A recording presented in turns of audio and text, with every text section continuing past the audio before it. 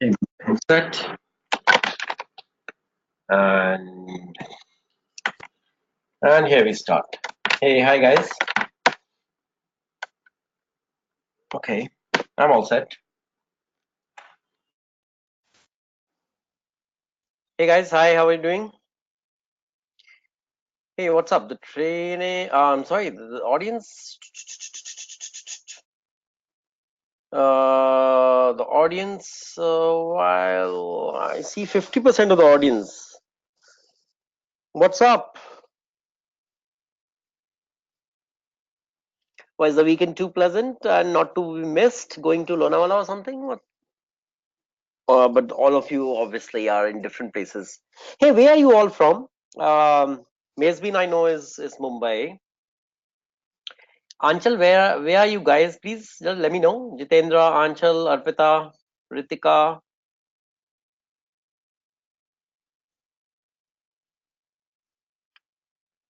Pravesh. Which city of India are you in?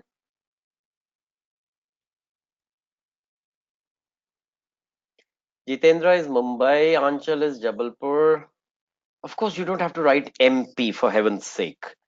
We are very loyal citizens of this country for last like almost 40 years. So Jabalpur is the biggest truck hub and one of the most critical transport routes from the eastern part of India towards down south and west. And I know Jabalpur very well, Anchal. At some point of time before coming to IT, I was the regional lead for Western and Central India for a French petroleum company by the name of Total. So we were closely working, obviously, with transporters, with retailing and branding, building the brands of our lubricant products. Yeah. So I've been to Jabalpur a few times. Yeah, and it's a very very big truck hub and it's fairly industrial as well. Arpita is Bangalore. Oh, that's interesting. So Jitendra is from Andheri. So that's of course he's so right. Andheri is a city by itself, guys. One of the most populous suburbs, and I think I wouldn't be surprised if the population of Andheri is same as any other city of India. So here go our guy. Pravesh is Delhi. Um, hey, Savan is not able to hear me. Ritika is not able to hear me. Rest of the guys I think are okay. Okay, so Savan and Miss Ritika, rest all are okay. So you may like to re-log in. All right, quickly re-log in, guys. I'm going to start today's session with a nice story. Yep.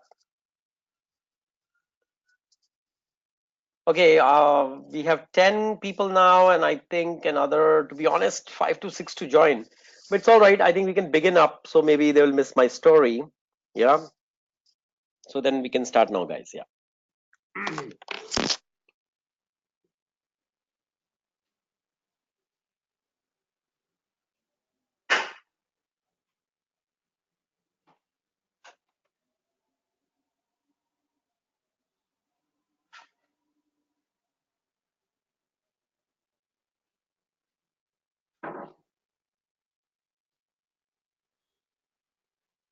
All right. Okay. So guys, this story is about a business analyst. Okay, and I want to quickly go through probably his 15 years of his life. Okay, and I want to show you that how this skill develops you into a different professional altogether, and that applies to everybody. Okay, all of you. Now, one thing which I told you earlier is that all I need to shape you up into a business analyst is that you are from any domain.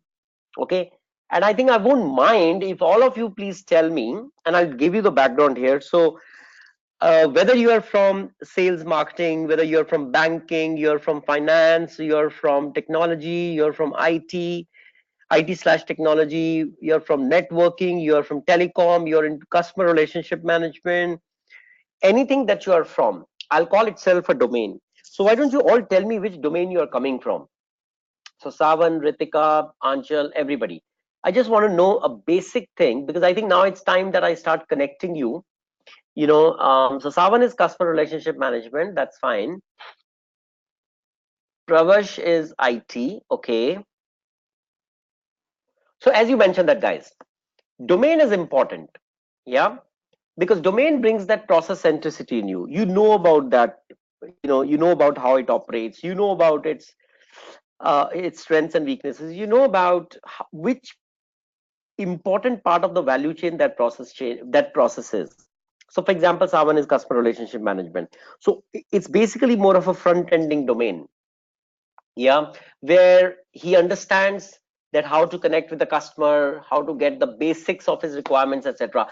Or let's say a lot of you are from banking operations, right? So whether any process of banking that you handle, so let's say some of you are retail bankers, you're more acquainted with the home loans product, or a car loan product, or retail banking. Yeah, some of you are back-end bankers from an investment area, for example, so you know about fixed income, you know about global equity, global trade, etc., etc. A domain is a must. Okay, so all of you are from uh, some domain. So I'm talking about the same person who is from a domain, and he also got certified as a business analyst. And to be honest, that was like 13 years back. Okay, and that was after working for 5 years in some sales kind of a setup, sales, branding, marketing, etc. As this person came into and typically when you become business analyst, either you go into an IT firm or you go into a product firm. Okay, and this is the generic success cases which you have seen over the last 10 years. So this person chose to come into IT because IT offers a very good mix of domain and business analysis put together. So you are like a functional business analyst, right? So he came into the IT part, and then the domain he was from, he was sent to similar clients.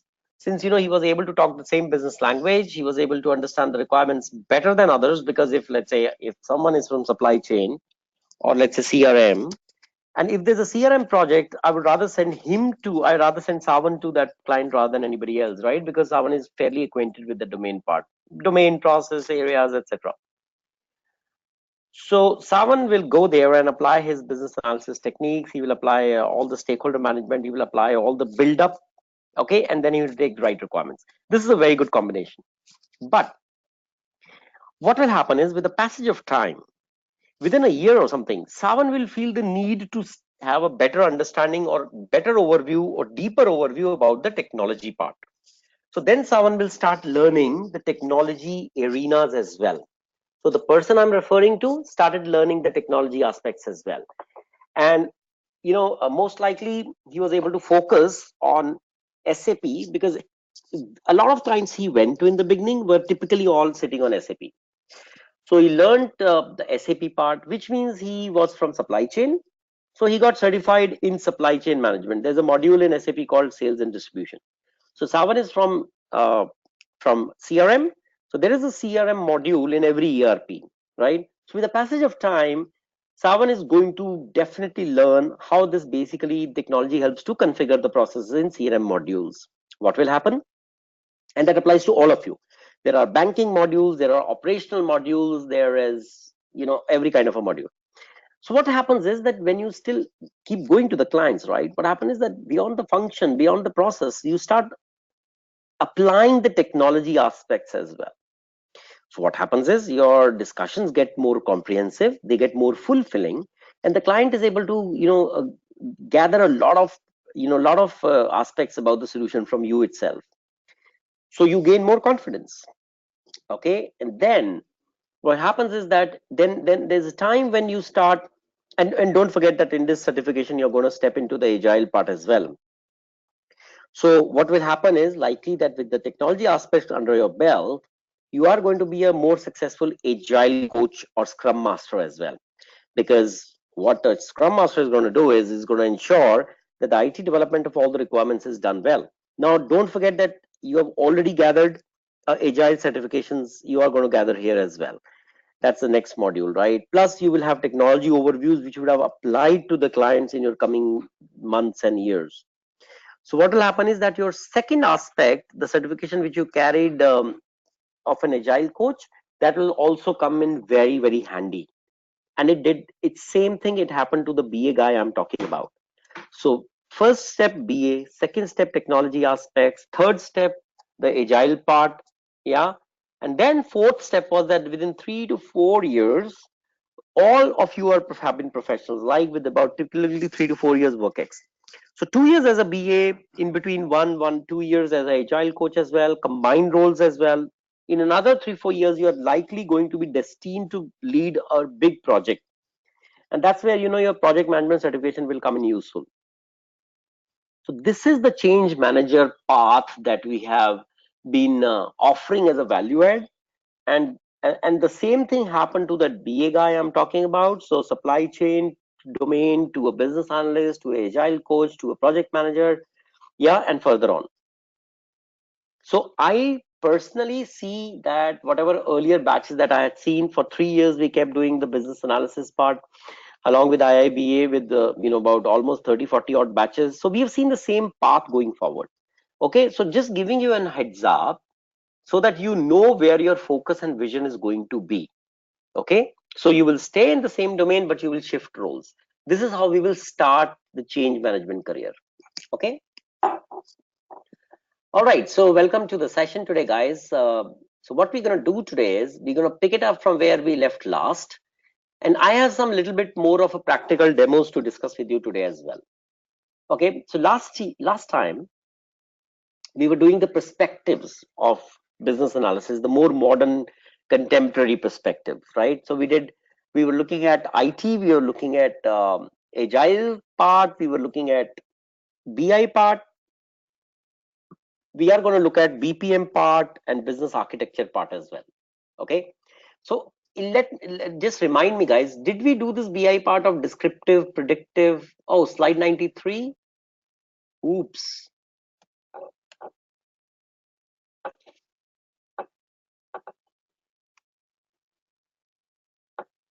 93.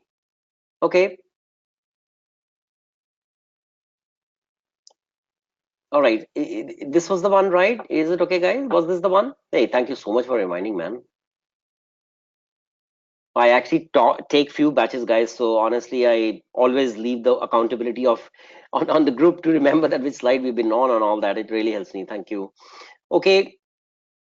Perfect. So, guys, welcome to the business analysis perspective. So, if you were thinking, darlings, that business analysis is all about business, I think you have been rather a little, not so accurate. And I apologize if I've been able to give you that impression that business analysis is all about knowing the business perspectives, though it is true to quite some extent.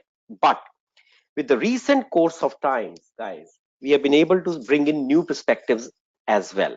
Okay, so business analysis on its own, as a standalone, is not the greatest and the latest anymore, because we want you to do more. Yeah. And that is where business IIBA introduced new perspectives, which means our business analysts should know these perspectives so that they are able to use them in their careers as a business analyst as well. One part is the agile part. So I think agile, kind of you are familiar, because I think we have done that in the session one as well. So agile is the new way of doing application development, faster, better, more optimal. So agile part is now to be kept in your understandings, because most likely, first of all, most of you will end up as a business analyst for agile cycles, which means you bring requirements, but the IT team is going to work in agile mode. When we say agile mode, we mean that they are going to need your assistance while they do application development in agile mode, which means when you write requirements, you should keep this in mind, that my requirements are going to go and get developed in an agile cycle, which means what? If you remember the basics of agile focuses on very small requirements. That's why it is faster. So what they do is they break open a large requirement into smaller parts, subcomponents. So while you write your requirements right from the analysis phase, remember, it will be much more worthy if you're able to rather write smaller components of your requirements and then package them into a large requirement, which is fine. But remember that subsequent action to your business analysis is going to be development of those requirements in agile methodology life cycle. Okay. So this means if you look at point number one, recognize the feature of agile perspectives, which you are going to do now. Second, identify features of an agile project that impact business analysis activities. So am I trying to say that the life of a BA in an agile cycle is different than the life of a BA in a typical large waterfall model? I think no, it's true. Because the collaboration model in agile is very high. This means your collaboration with business users, with their lead called product owner, is going to be way more than you would have experienced in any regular waterfall project. And keeping this in mind will be useful. Third thing is that business analyst for a agile project, are the competencies of that person quite different from business analyst who is in a non-agile cycle? Well, typically, I may not say fundamentally there is a lot of difference at all. It is only there's no difference in terms of methodology. But the fact is that now you're working directly with the users and developing the user stories. Okay. So this means your primary mode of churning of requirements is via user stories. And today I want to do some practical exercise with you on the same. Okay. So yes, these are these competencies. Yeah. Ability to work, collaborate closely with the user, develop the user stories, help to shape it up, bring the users together to make sure that the threads of their stories start connecting up. Because eventually, remember, you will package certain requirements and put them into a sprint, but then you will be packaging sprints to build them into a scrum as well. Yeah. Okay. So demonstration of your business understandings or business analysis part and showcasing how it gets impacted while using an agile development method. Yeah. So the boundaries are very clear. Boundary one is before you finalize requirements. So that's all analysis part. And then you cross the boundary and you step into the development part. Okay.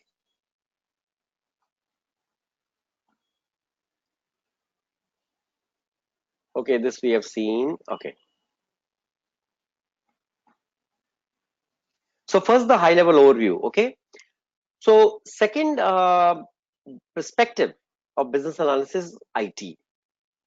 Nothing new. IT is the logical complementary addition to a business analysis, because eventually things have to get developed into some product, into some functionality as well. Okay. So this is again common, that we need to recognize the characteristics of working within an IT perspective, identify consideration a BA must take into account while working on an IT change initiatives. So there are projects, guys, where there's no IT involved. You're purely working on the business aspect. Okay. So it's a product rearrangement, it's a product re-engineering, it's a re-engineering of a business distribution channel, it's a re-engineering of product positioning, it's a re-engineering of product pricing. So there could be multiple areas where a business analyst will purely stick to the business part of the solution. But then there are no lot of products, especially today, where you need to step into the development part, which is the IT part as well. And there, the methods which are different than pure business type of a scenario, obviously you need to understand that much. Yeah, but I think it's nothing new to you guys. Since last couple of weeks that we are together, I think we have talked a lot about how IT is collaborating with business analysis, obviously for the subsequent development of the product. Yeah. So this portion, this slide should not be any new to you.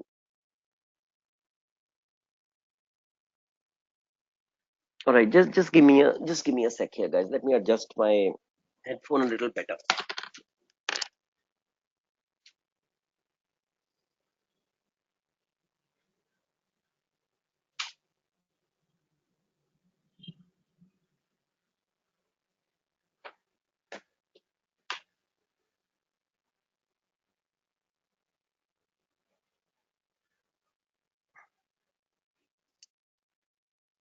All right, this is better.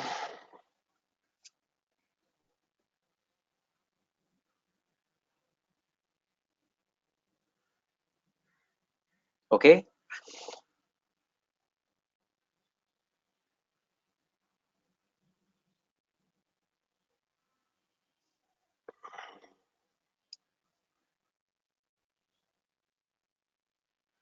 Okay.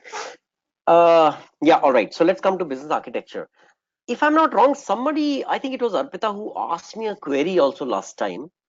So I thought I was covering, oh, I had covered the same thing in a previous slide. Okay, I got it. Okay, business architecture, guys. Now, I was just mentioning, right, that there will be products will be which will be purely non-IT.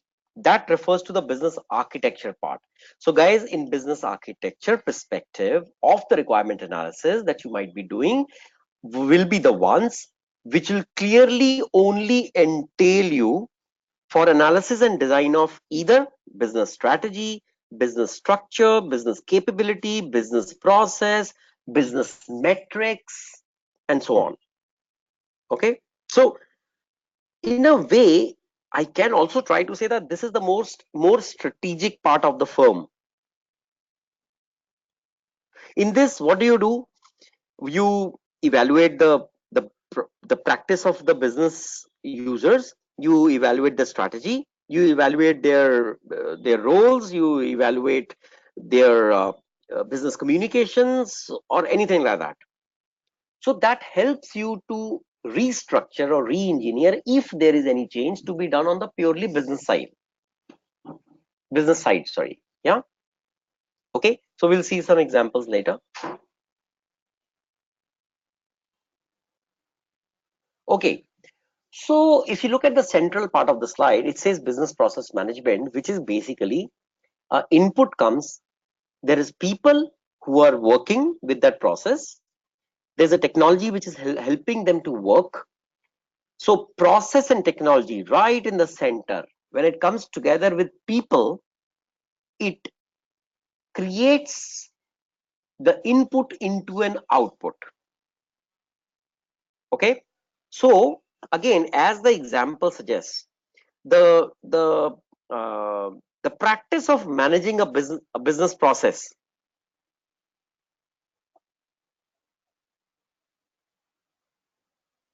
beginning to end, and it can involve uh, any part of the business process. Yeah, it could be pricing, it could be licensing, it could be uh, any discipline in operations management. It could be using various methods to discover, analyze, optimize, improve, automate, for example, the business process part.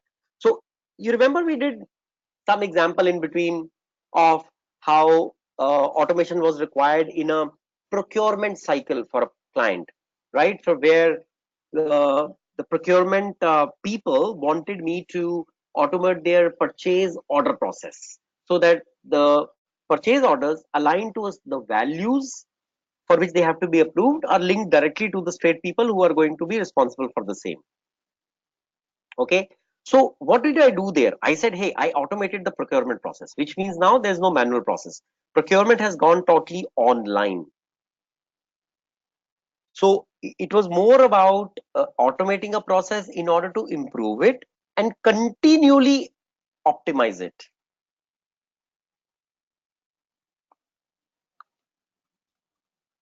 Now, when you say I want to continually optimize, improve a certain business process, you will need technology. Okay. You will need technology, and since it's a business process anyway, so there will be a process to enhance it, plus you will need the people. So business process management is some kind of techniques in order to improve the processes using people and technology. Okay.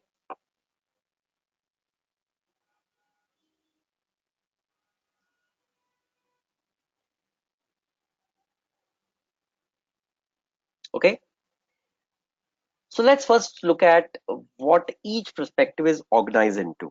By the way, each perspective that we just did, yeah, for example, business process management, business architecture, BI, agile, IT, so these are the five perspectives. So they all are, guys, organized into five sections. One, is change of scope. Now what you're going to do is, please park please park all the business perspectives on the left side of your mind. Now let's look at the right side.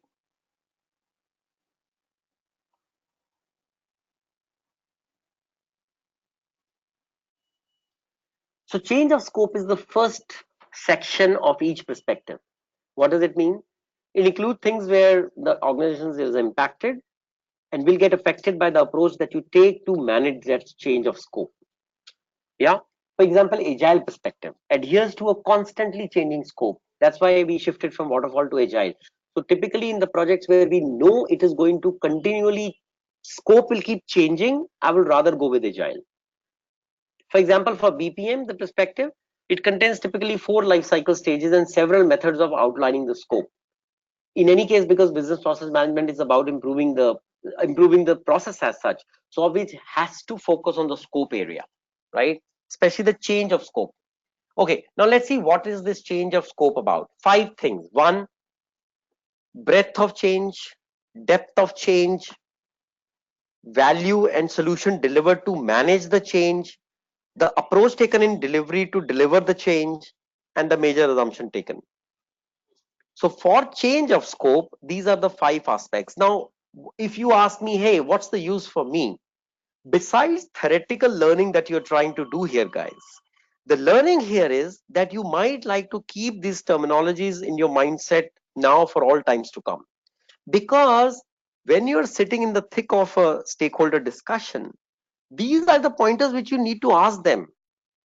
Example, the change of scope, right? So you can ask them, what is the breadth of change or the width of change, which basically means the horizontal change, which means the change that you are proposing for purchase order automation, is it going across each business units? That's the horizontal spread of change. Business units like, for example, for a chemical company, they have 3 different business units. One is commodity chemicals, one is paints, one is very highly specialized chemicals. Each 3 business divisions are separate. Each 3 business units have their own processes of procurement, sales, customer service, etc.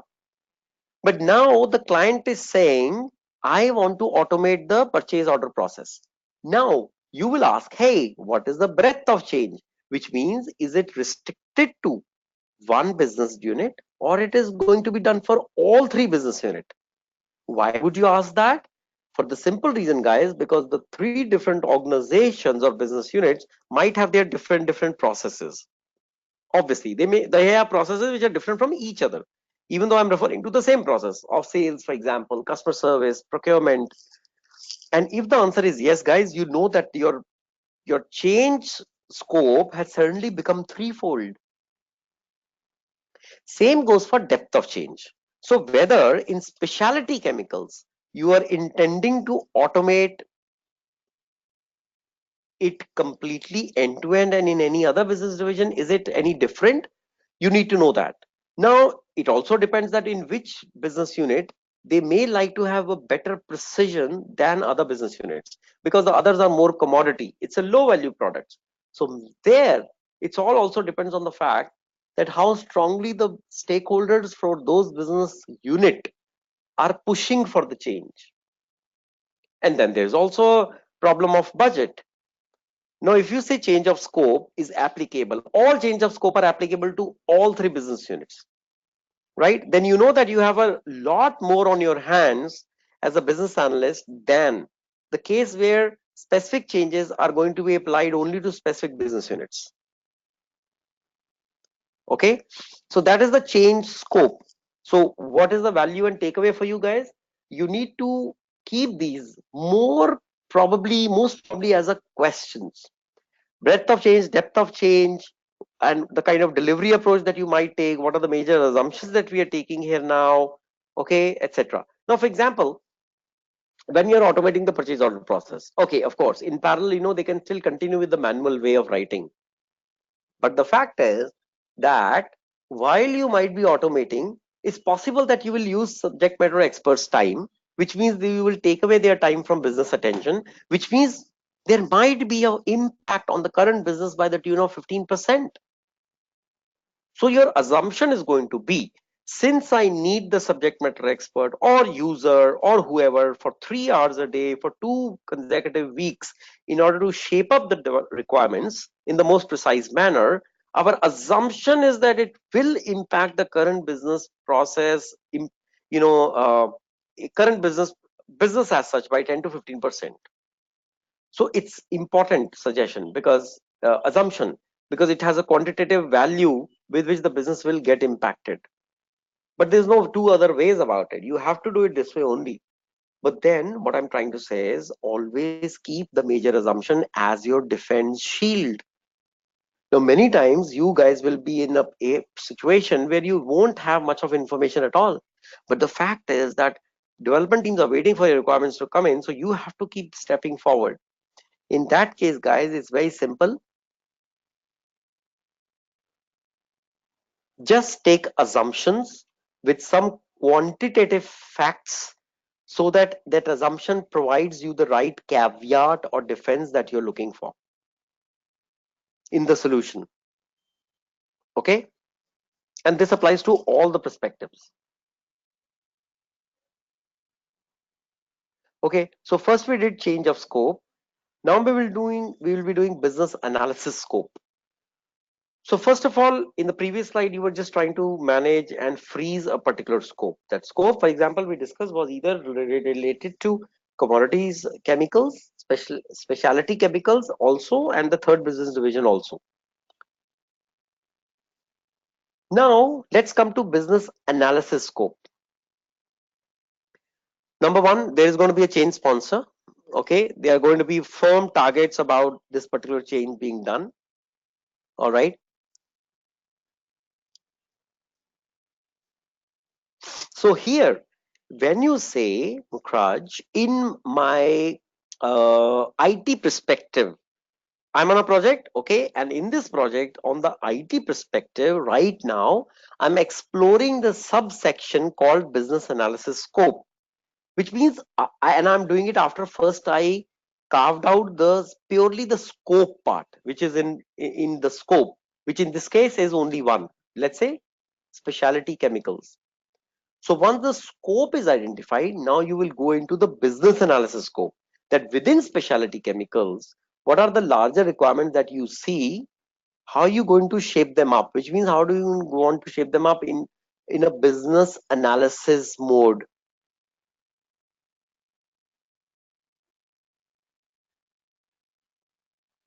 Because the advantage of doing so is the moment you say, I'm now analyzing the scope for a business analysis part, this means that you are now have a clear cut ideas that likely there will be commensurate requirements as well, which will help to create the final work product.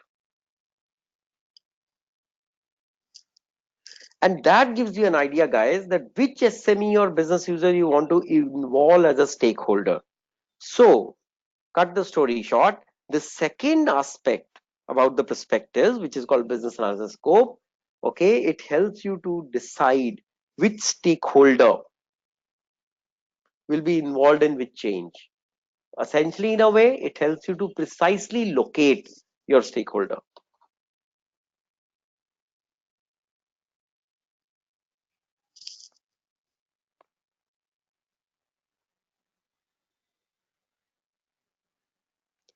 Okay, needless to say, each perspective, the ones which are there on the vertical axis, agile, business intelligence, IT, business architecture, and business project management, they may have some specific methodologies, guys, or approach that are unique to that perspective.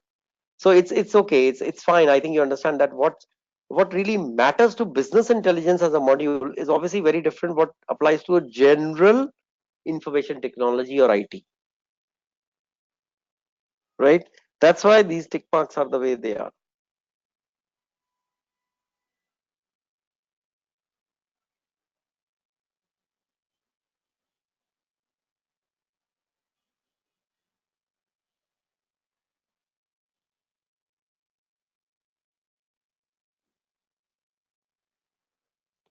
Okay, So first, guys, section of each perspective was change scope. Second was business analysis scope.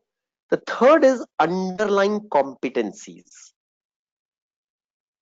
Now, when you say each perspective is different, I may obviously agree with you, because BI is different from IT, is different from BPM, etc. So there are some underlying competency or proficiency or expertise to run this business part. Okay, so in this perspective, uh, for example, let's say communication and collaboration technique is listed as an underlying competency in agile perspective. Collaboration game is listed as an elicitation technique on the business analysis cycle. Communication cycle is generally listed as a general or generic underlying competencies across anything.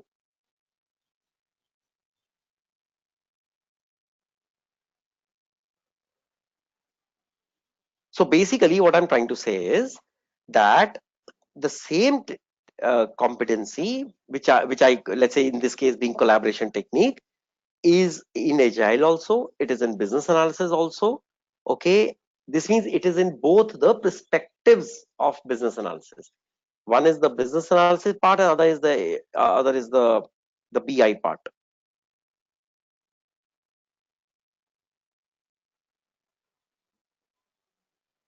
So what I'm saying is the commonality or overlap of competencies may keep happening from perspective to perspective.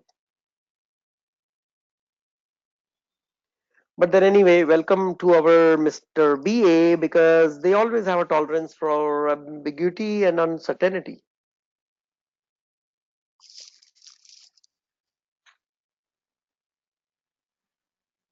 Okay, rest is a little more general stuff.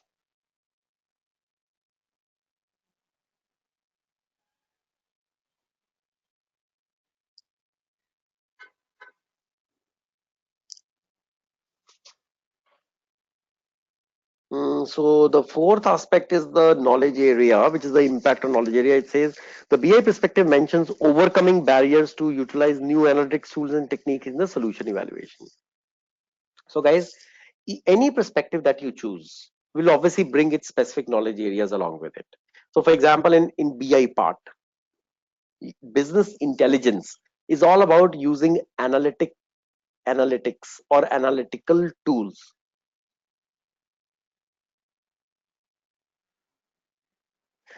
Why this is being mentioned? Because that goes hand in hand with a perspective called IT, for example.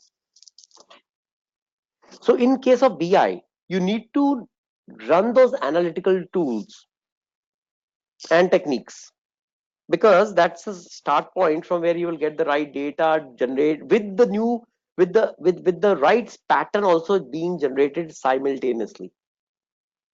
And when the data comes to you, it's a very quick thing in which you are able to uh, draw the right pattern, understand the pattern, and take an executive decision. BI is principally only for that. So some of the key knowledge areas get impacted. Okay, and so whichever business perspective you want to choose, so you need to keep these considerations in mind, that which one applies as a best fit to your current situation where you want to draw requirements from. And with very brief experiences, you guys will have this on your tips, that which perspective within which things I'm going to apply. Because see, why that understanding helps you to draw the documentation part very well, and that's why these all this comes in very handy to create documentation as well.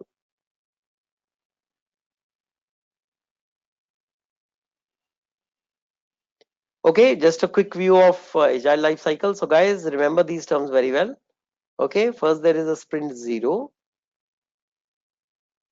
for about a week. For example, in sprint 0, essentially before that the project preparations would have been done. Sprint 0 is more of a planning exercise.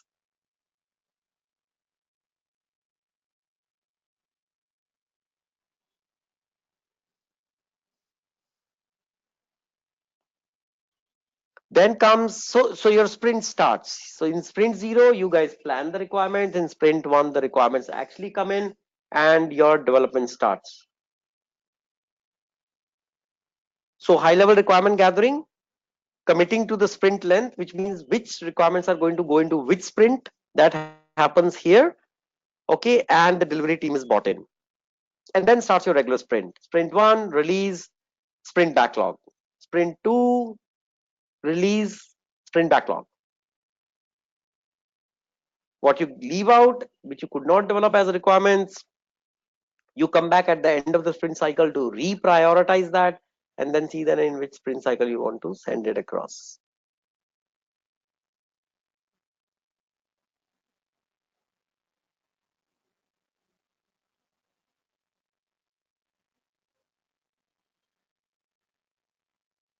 So Savan has asked me a good question. He's saying, is a sprint by itself a life cycle for any small requirement? Savan, that's true. What happens in a sprint? Once you are able to plan in sprint 0, you plan which requirements will go into which sprints. Okay. Sprint 0 again itself, you plan the tools, you bring the delivery teams, for a basic alignment. Okay. And so that is a part of this. And when you step into the sprint 1, you have 4 requirements to do. So your functions, your requirements, as it comes from user stories, finalizing the user story. Then third thing is to write a design specification. Fourth thing is to write a functional or technical specification. Fifth thing is to actually go into the system and uh, implement that. Then comes the testing stage, and after testing, it's ready to go live. Maybe I got those business requirements 4 days back, but they were small enough for me to actually develop this in sprint number 1 or sprint 2 in about 6 days. So the answer is to your question, Savan, is that the entire life cycle of the product does undergo in every sprint, because in every sprint you see there's a business analysis activity, there's a design activity, there's a execution and implementation activity, and so on and on.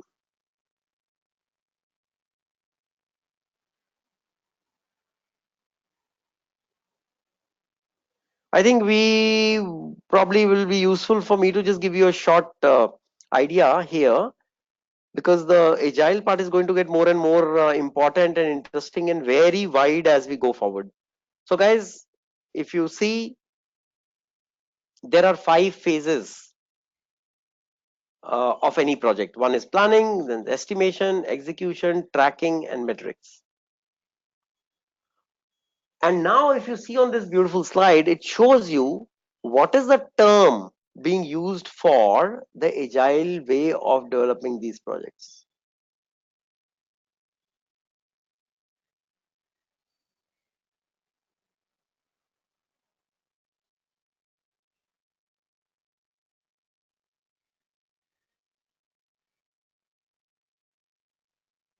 So on the extreme right, you see waterfall concepts, project, level 2, level 3 processes, requirements, documentations, defects, enhancement, design, build, test, etc. Regular project terms.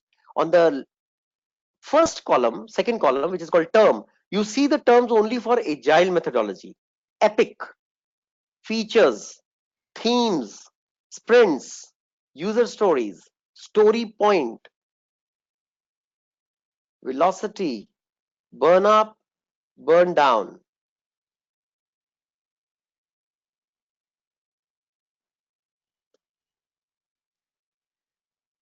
So let me start from here. User stories come together, few of them, to become like a feature. Few features come together to give you an epic. Okay, and what I've tried to do is I've compared them with each other. So when you say, let's say Thomas is a Thomas, our colleague here, he's a incident management, he's in the incident management process.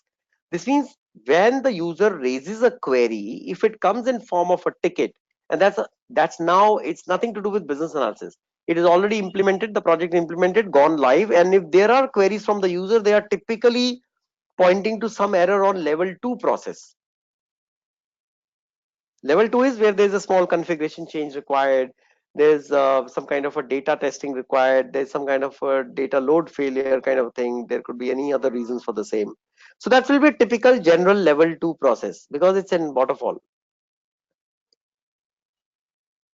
And if you come to understand the definition of feature in an agile perspective, then it is all about description of the function that will provide business value.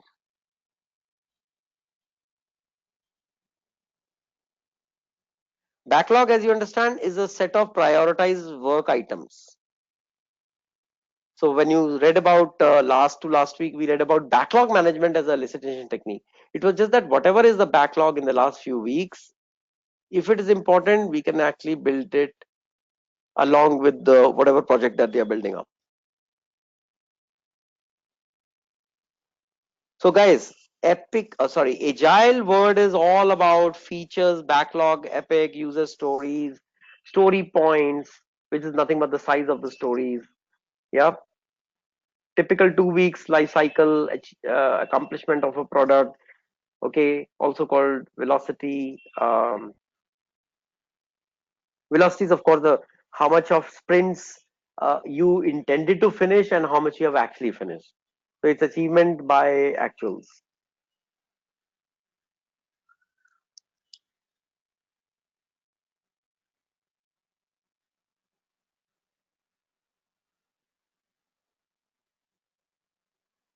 Just to make you familiar, you say I have delivered. So you got 5 stories. You gave each story, let's say, 5 points. So you got 25 story points to deliver. When you delivered 15 story points, this means you have delivered 3 stories. Whatever has been delivered is tracked through a metric called burn up.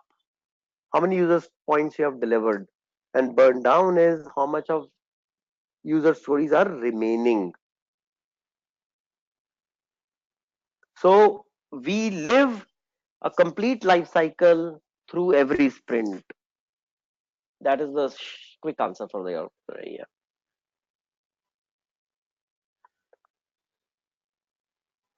Okay, quick comparison. Only quick comparison. Waterfall is plan driven. Agile is value driven. In waterfall, change management is tough because they are very large projects. Okay, and agile welcomes change. Why? Because they are doing only small changes.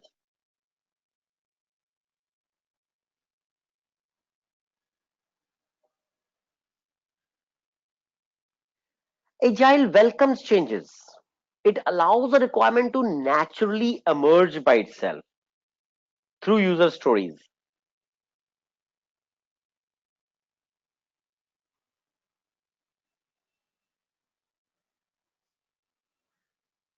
It does build incrementally, but it realizes the value of the change that they are going to bring in.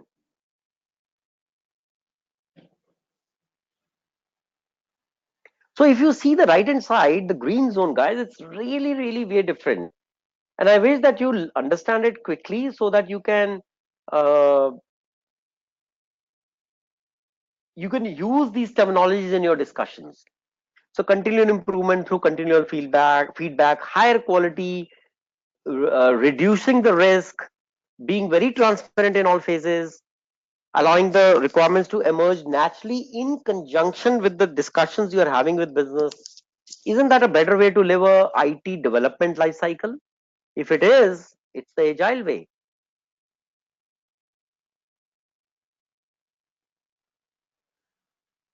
Okay. Yeah, this is from where I was earlier here. Yeah, okay. So guys, something to learn about business intelligence. It's all about transforming data into value add information. So there's a tons of data. So data interpretation today has become the new differentiation for any business. Every business has tons of data about its customers, products, changes in the market, changing in the process, dynamism, etc. So it's all signified through data only. Since you have so much of data, but till 5 years back, we were not very focused on developing the data in order to use it effectively to draw meaningful inferences from. BI changed that. So business intelligence, guys, does three kinds of analytics. Yep. One is called descriptive, with details, which uses the data only. Of course, it's all about using the data. It's all about using the data aggregation, data mining to provide insights into the past.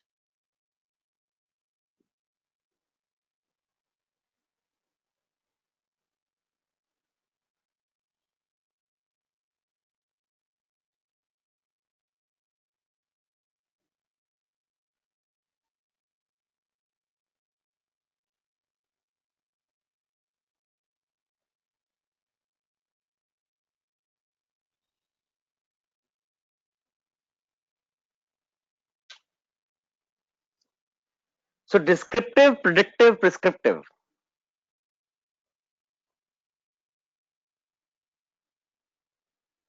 Past data to be used, like at what price did we sell the best last season?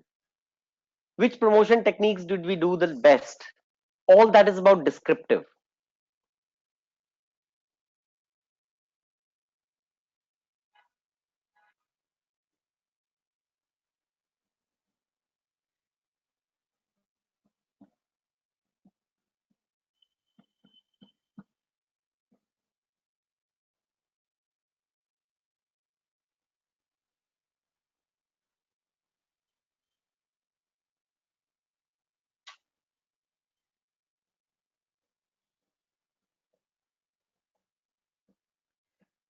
It helps us to answer, guys, what has happened.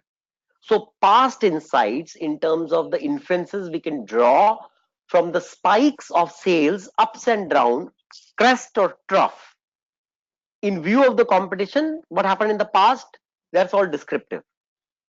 Okay, that was the past, yeah, that's the past analytics. Now come predictive.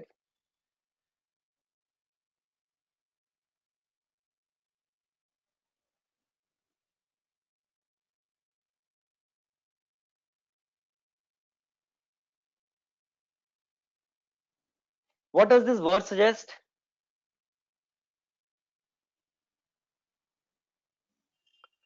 It uses analytics to predict the future. What could happen? So one thing, remember, guys, in predictive analytics, we use a lot of statistical models and forecast techniques. And by the way, if you already are aware that there is a very contemporary, very upcoming kind of skill by the name of data sciences.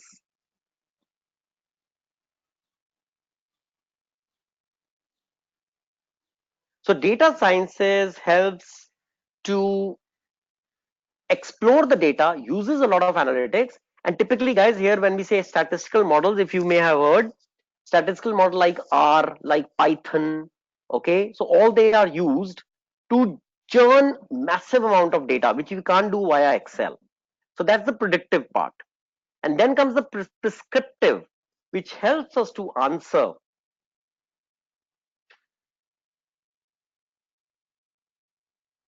that which way we can reorganize our promotional schemes or marketing activities to get better sales. It's prescriptive. So just like a doctor is giving a prescription, that is what the business expects from a BI part, which is related to prescriptive part. So what happens in a prescriptive part? The data which is churned from predictive part is fed into to use optimization and simulation algorithm to advise on the new outcomes. That's the prescriptive part. Okay.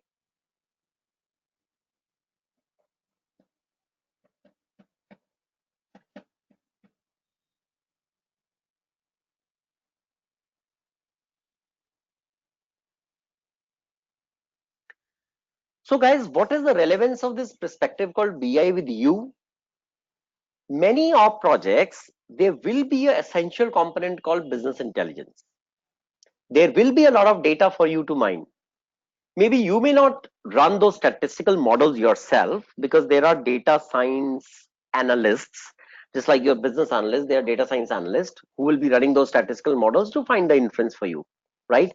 But business will expect that while you shape up requirements, you need to align that with the analytics of the data that they have provided you, because they would want you to gather the intelligence from data and include that into your business requirements.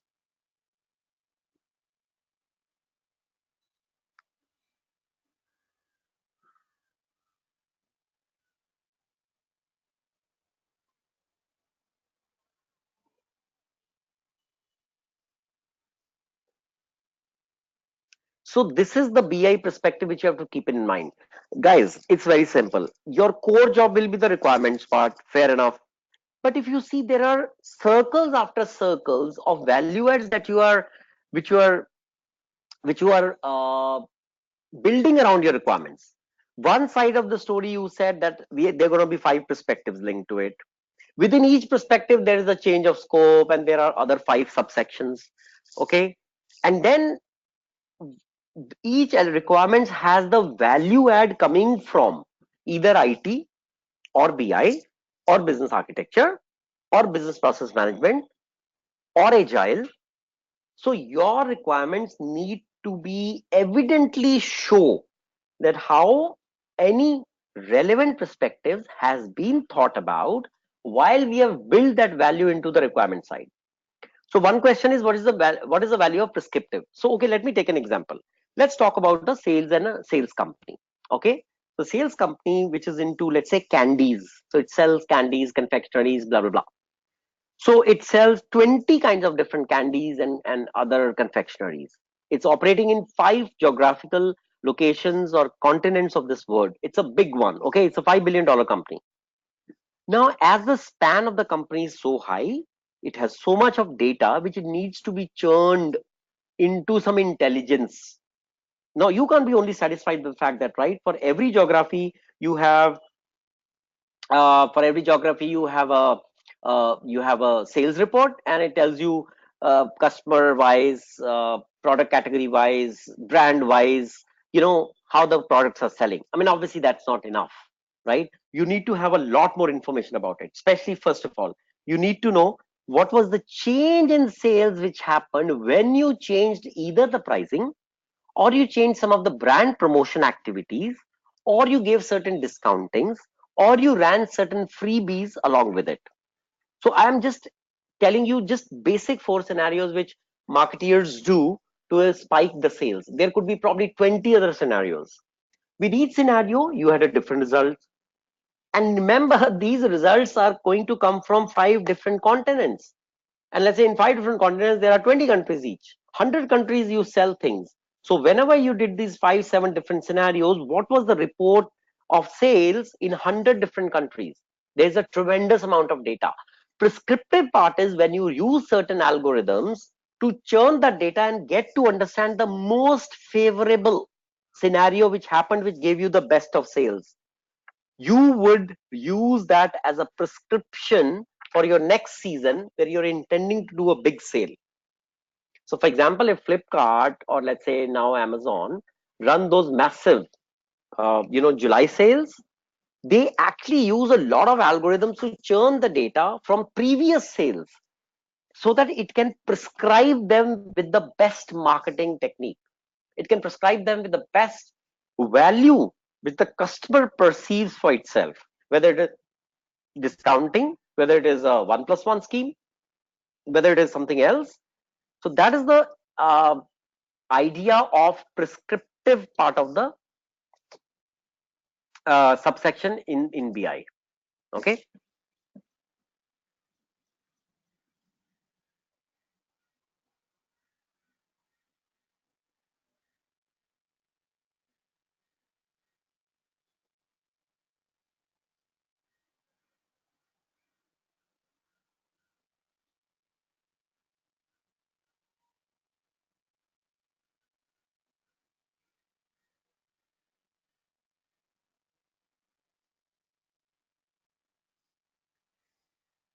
Okay. So again, let's look into BI, guys. Basically, just a flow of events. So supply and demand driven exercise happening in the market. Then some of those business aspirations are based on business goals. Some of them based on existing technology. Okay, and then within the data part, there is a structured data, there's unstructured data. What am I trying to say here? I'm trying to say here is, guys, the green zone here, which is purely data oriented, is going to be cared by, okay, is going to be cared by the BI part in order to supply the inputs to the maroon part on the top. So data messaging,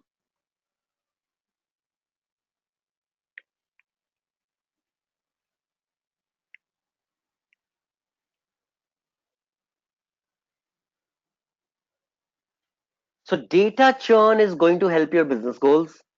Data inference is going to help the decisions you're going to change, decision you're going to take based on existing technology, which in together is going to impact your demand and supply issue. So when I talked about, some of my experience in supply chain management, optimization projects that I did within the business analysis part, they all cater to demand and supply equation balancing. So there was a mismatch. Either supply is large, demand is less, or demand is more, supply is less. So we wanted to reach a critical point where we can predict the demand and we can prescribe the right methods, of course, coming from data intelligence, to ensure that the supply of those things are available. So it just means running algorithms to your demand and supply equation. But the fact is that all that I do on the green part is directly inputting either on the technology side or on the business goal side, because either the process changes because what I input from the data part as an output, okay, because it helps me to take an executive decision.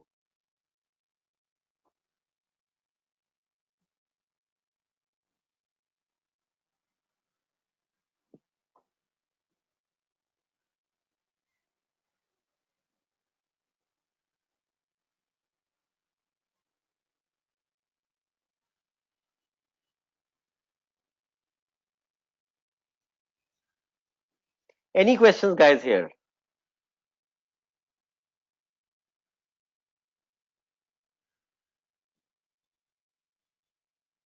I'm sure you must have some. So I deliberately take a pause in between, guys, so that you can just sit back, digest, and probably, okay.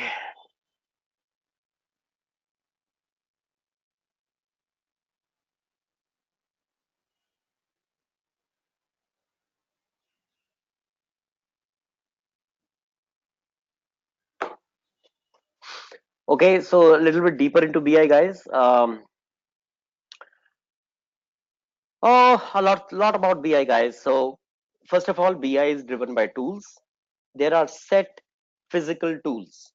These tools are could be, for example, something called ETL. Okay, ETL is a tool. Of course, it's a software based tool. Okay, it helps to extract data. It helps to transform data. It helps to do load data. So it extracts data, transforms data based on certain algorithms, and loads up into the target system. ETL. Okay, statistical tools like R and Python are again major part of business intelligence today. Okay, so what you see on the slide is just a general story about that there are BI reporting tools. There is a data management part which happens like extraction, transformation, and loading. Then there is a certain data model which is built, because basically only a data model can be fed into a tool. So data model could be, let's say, for example, the most simple example is you arrange it in a neat Excel where you have, let's say, column 1, 2, 3, 4, 5 well defined. Okay, that model is fed into the tool churns, gives out the inference. So there is some processes happening there, like decision modeling, which is more closely related to statistical and data profiling kind of a pivoting. Yeah, so these are the underlying competencies in the BI perspective. What are you going to be kind of responsible for? Typically the analysis of the data structures will be done and given to you. Now some of the sharpshooters amongst you who know some of the data analysis kind of techniques, will be able to do probably that thing by themselves. So it might get a little faster. Otherwise, you have to depend on the data science guy to, to do this for you. But it's okay whether you do it or somebody else does it. Important part for you is that this is going to be part and parcel of your story.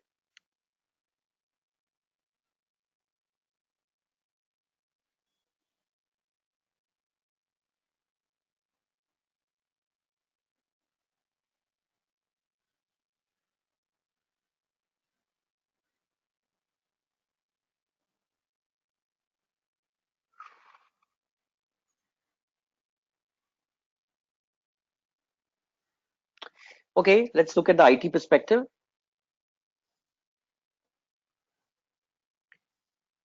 Have a minute to read here, guys.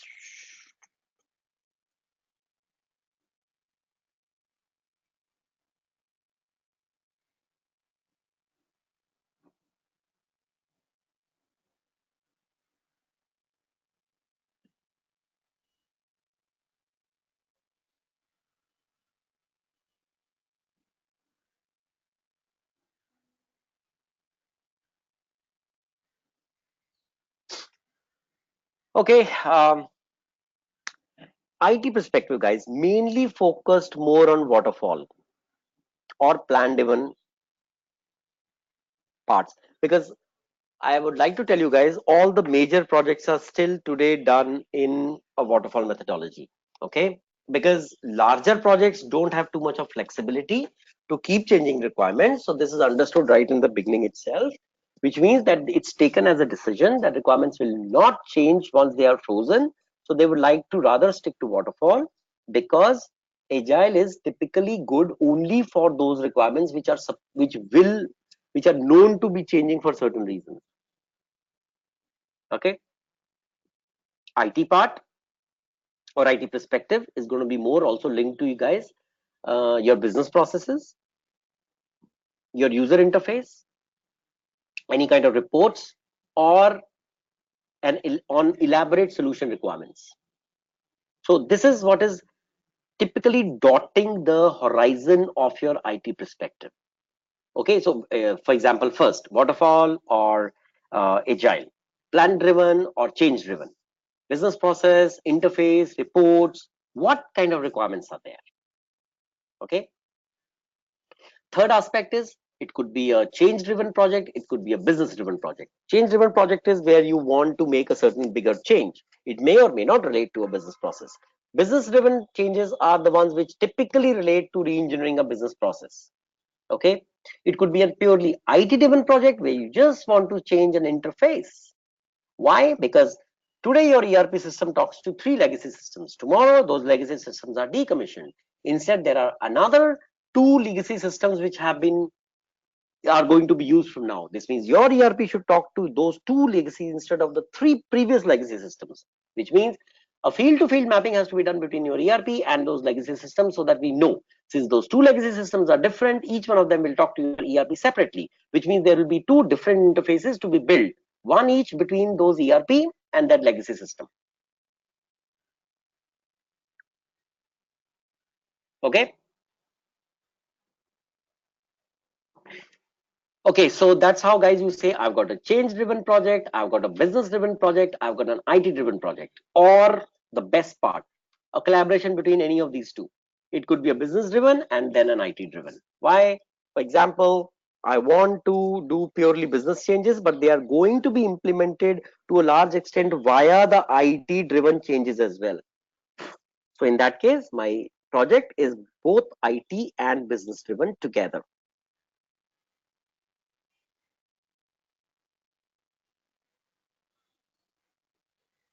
Okay, what else? IT changes for technical goals or advanced technical strategy as possible as well. Fair enough. So when I talked about IT changes, maybe interface is a more simple example. Okay, interface is a more simple example. A larger example is going to be change of technical strategy, or you using some advanced technology or technical strategy now. So for example, data science was not there earlier. Today, we use data sciences as a tool technique a lot in the BI side, but eventually it is on the IT part, right?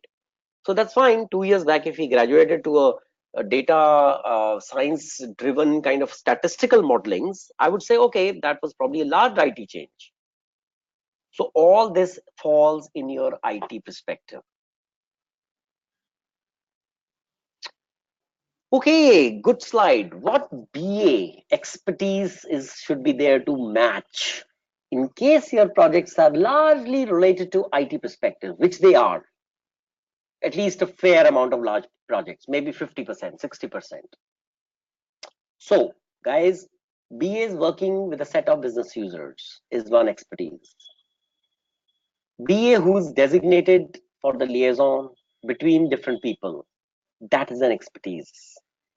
Some BAs are actually subject matter experts which are experienced with the software. That's expertise. A business analyst with business domain knowledge, which I explained some time back, is an expertise. Owner, being an owner of a business process. So if Savan is today the owner of the customer relationship management program and processes jointly in his setup today, I would say he's a business process owner. So any change of process has to go through him. Any change of new training exercise has to go through him. Any kind of a change which has to impact this process, be from anywhere, change driven, IT driven project, has to go through him. Okay.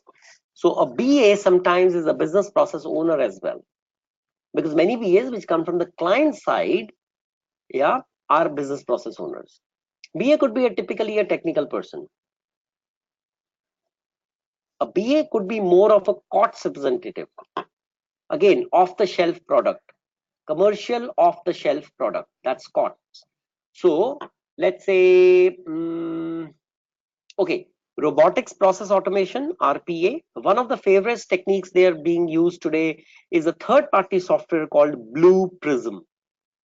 Blue Prism is a COTS product. It's commercially off the shelf available. You can connect with Blue Prism guys, and then you can buy those licenses. And what they do is they basically generate small bots. So you will get those bots from them and customize them according to your process. But they will be ready-made bots.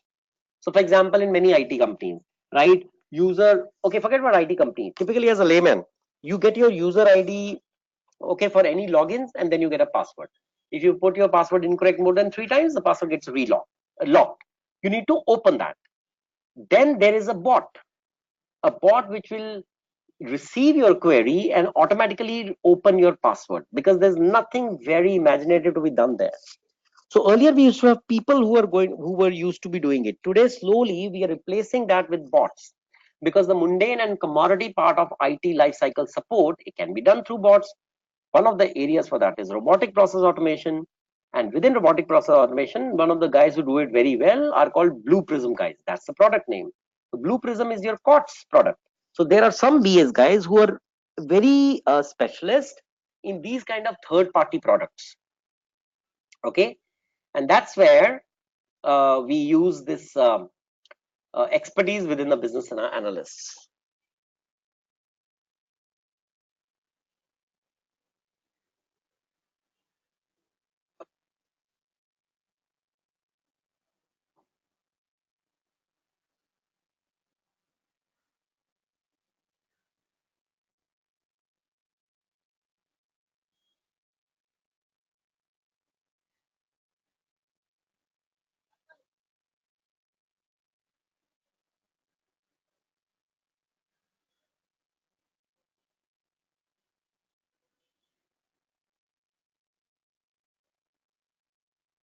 Okay, let's look at the last perspective, BPM. So guys, very simple. Business process management is frankly more of a holistic approach. It focuses on aligning all parts of an organization with the needs and wants of the clients. This is the top level, 30,000 feet level view. Come down please a little, 10,000 feet. Let's come to 20,000 feet. BPM promotes business effectiveness and efficiency while striving for innovation, flexibility, and integration with technology. So BPM looks at everything. It's like a doctor which can cure anything. So we have gynecologists, we have heart specialists, we have liver specialists, we have GP, journal practitioners. BPM is everything. It goes into the root cause for every business process event to make it more innovative, more flexible, so that it can integrate with any applicable technology and hence increase the effectiveness of the business process.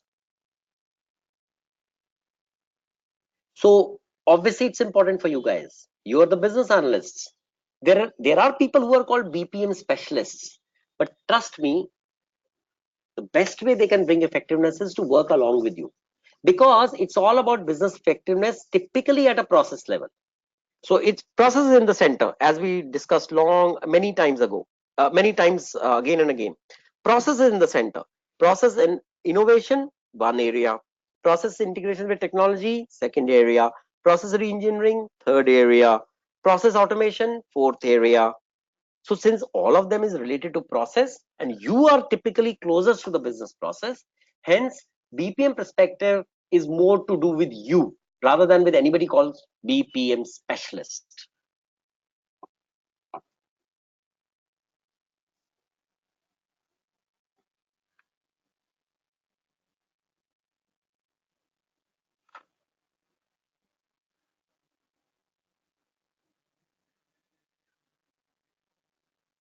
Okay.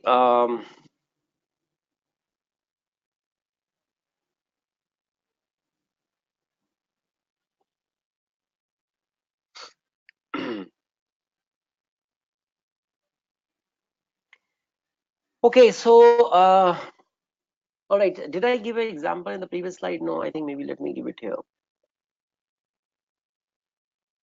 So guys, okay, lately I saw a BPM example. It was on the shop floor of an automobile company.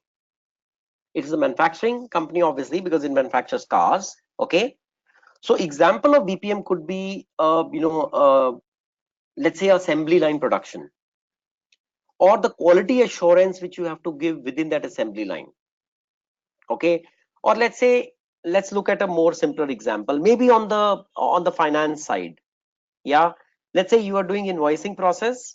Okay, and that invoicing process is responsible to generate 2000 billings for your customers every day. As a BPM guy, you would probably look more closely at the invoice process. You will see everything: input, data, process, whatever happens within the process. You will watch all the process steps. You will see all the triggers, events, any data uploads, any kind of data running programs, batch jobs, anything. To say that there are noticeable areas, if possible, where we can make improvements. So tell me something. When was the last time you saw somebody so closely and holistically looking at a process like that? I mean, there used to be requirements where we say, okay, billing process has to be more precise because we have a failure ratio or errors which are more than 5%, which is not acceptable. So then it slightly moved into a Six Sigma project, right? Where we say, okay, let's try to bring the error ratio down to 0.01%. What do we need to do? We need to get into BPM aspects to analyze and understand how we can do a massive change to bring down the error ratio from 5% to 0.05%. That is BPM for you. So condition number one for BPM, it cannot be based on perceived problems. BPM projects are based on facts, number one. Second, it's extremely important to conduct extensive research into a proposed basis of a BPM project. It's okay, user comes and say, hey, I got that issue, I've got that issue. It's okay if they have issues, but you need to verify those issues before you start the project. Okay, so guys, here you may have to go deeper than the requirements, because you get a requirement because you have a certain business pain point. Okay, this is somewhere where you have to go much more than that. So whether these, you need to be clear before you launch a BPM project. Is this being launched because of a customer complaints, because of operational cost, because of a business pain point? What? Okay, so I mean, obviously if it is holistic, it will need more detailing than something. Yeah.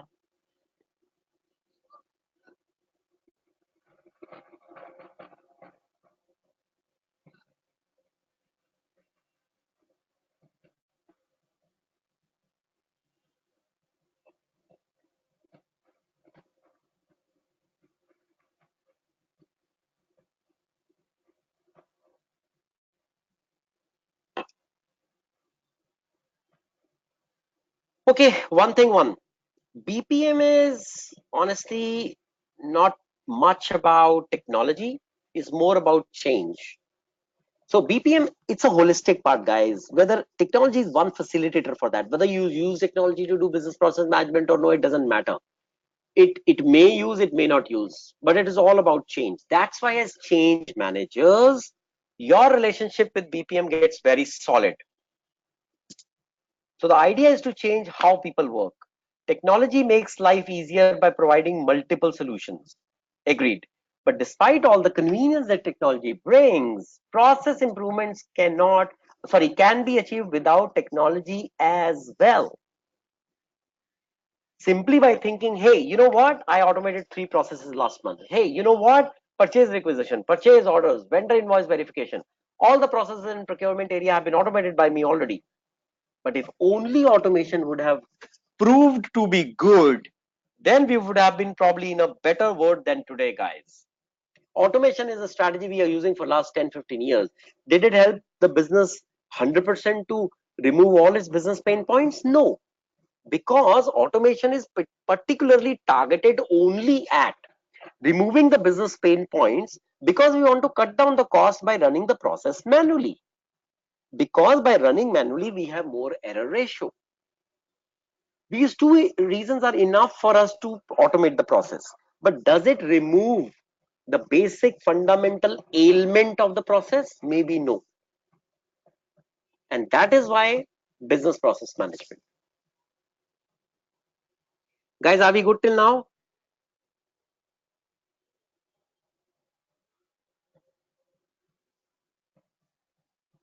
Okay, good. Then let's take a break, guys, here. Maybe like a 20 minutes break. And let's see each other. Yep.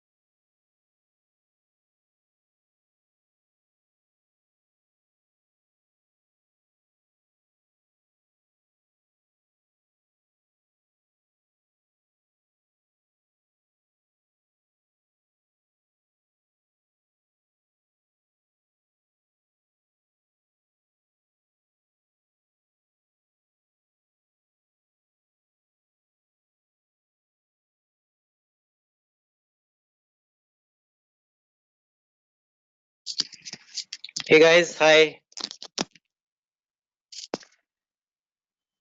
My mute was not coming on for last couple of minutes. So I was wondering. Uh, okay, guys, just mic test 1 2 3. Are you able to hear me? Okay. Yep. Okay. Yeah. Sorry, I'm about 5 minutes late. But yeah, when you were saying that you can't hear me, probably that was the time my audio was not working. Okay. Where are we now? Banking, banking. All right. Good. So I think majority of people here are banking operations and supply chain and SRM.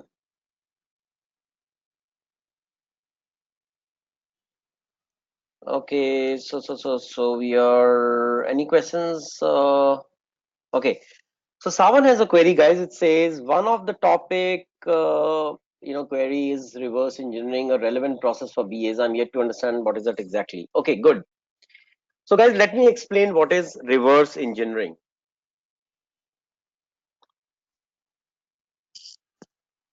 Um, you have you have read, let's say, some description about a business process, right?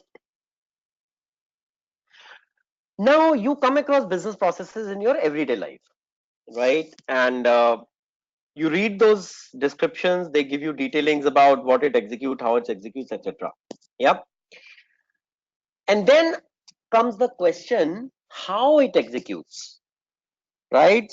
So that how part, and how do you find an answer for that? You find an answer to that by going into the system itself.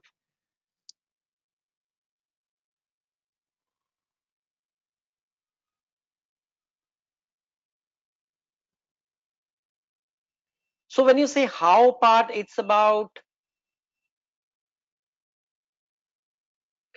which configuration is done, how the configuration is done, right? And what kind of coding is done to achieve that process. So that's fine. You are stepping ladder by ladder, downwards, right, to come into the detailing. So what is happening now? It's a logical flow to go from the context to the how to part. Okay, let's call it a forward engineering. Somebody discussed and evolved a process, right? And then we configured the process. It's called forward engineering. Now comes 7 questions. What is reverse engineering? Yep. So the reverse engineering, guys, is doing a reverse part, which is coming from the code and try to build up a business process. So some sharpshooter writes a code. Yep. And when somebody writes a code, they try to backward build it up into further into maybe some kind of a components. So those components are driven by the code, and those components logically come together to form the business process. So this is the reverse engineering process. So reverse engineering is, guys, when you make a change not from a forward prospect but from a reverse prospect. So forward is change of business scenarios which you discuss with your stakeholders, and then you go to IT and tell them, guys, we need a change here, and then they do the change on the code. Okay, if there is a proactive idea coming from IT, so they create a prototype, they make a code change, they test it, they make it work, and then suddenly on the front end your website behaves very efficiently. I would say this is a reverse engineering. Okay, and so basically, guys, this question is very closely related to the other area, which is called reactive problem solving and proactive problem solving. Yeah, reactive problem solving is you have the process and you go in a forward direction. Proactive is you keep watching the system, keep watching its behavior, keep watching its uh, efficiency, etc., and then suggest what settings or configuration needs to be changed in order to improve the process as such.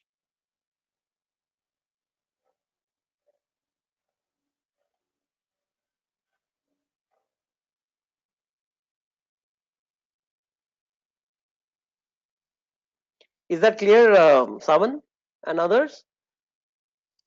So proactive solutioning comes from reverse engineering. Reactive solutioning comes from forward engineering.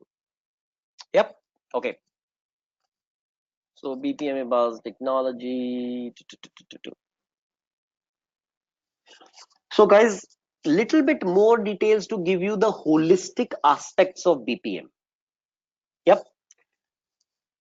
So in a non-BPM scenario, in a regular business analysis scenario pertaining to other different perspectives, right? Not the BPM perspective.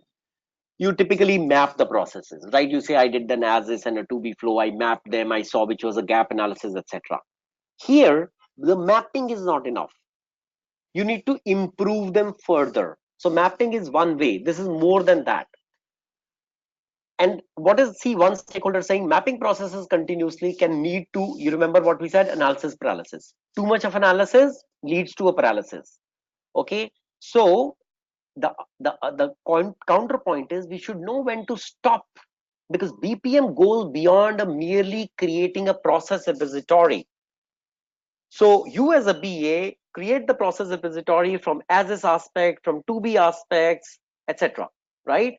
But in case of a BPM, just creating process repository is not fine, not enough, because that will not lead you to the right problem statement, which will not lead you to a further detailing to come out a holistic solution.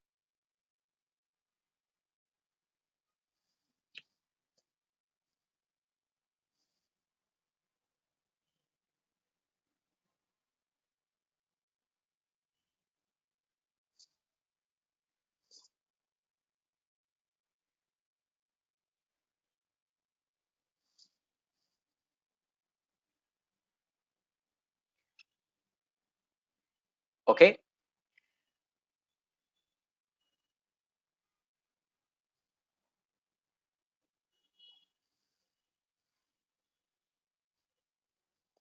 Target to enhance and evolve processes.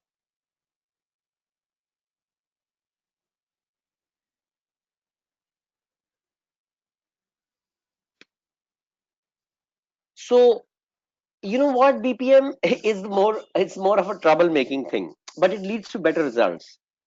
So you will say this process, it's a old process, it's a legacy process, it doesn't work, I'm replacing it. Okay, so you replace that. So what you do is in the system you configure the new process. Maybe for a moment, let me allow me to call it a easy thing to do. The other part of the story is that you have a process, you don't replace it, you try to enhance and evolve it. Okay, so what are the steps for that? If you want to enhance and evolve, if the process is only needing a minor tweak, here and there to make it better, then we should not go for longer way of replacing that. I think this is a base common sense. Second part is possibly reducing the complexity is a bigger or maybe a better option. So guys, let me tell you one very interesting example in IT which is happening for last quite so many years. Over a period of time, all the clients have customized their processes quite a lot. So what started the journey as a simple process kept getting customized because of repetitive uh, kind of customization which kept happening on top of the process year after year after year, because the businesses got kept changing, dynamics got changing, competitive situation got changing, so you kept changing the process, you kept customizing it.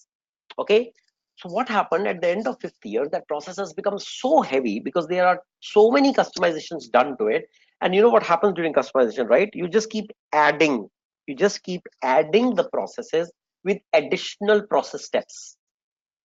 Okay, and you keep changing the settings, you keep changing the configurations, you keep adding new codes to it, etc., etc. At the period of time, guys, the artifact becomes so heavy that I would call it a very heavy process. Now for the last 5 years there's a specific program happening, within the BA community in conjunction with IT, that is to reduce the load on the systems by simplifying the processes. So the simplification cycle, you know, is something which is going on for last quite some time.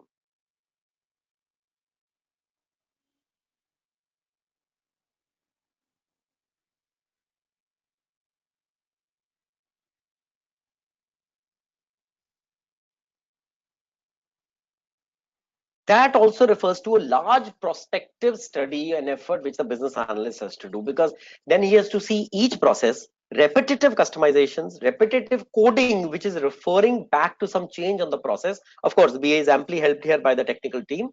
Okay, so what is the BA doing? The BA is reducing the complexity of the process. And what does that point to? It points to the BPM prospective exercise.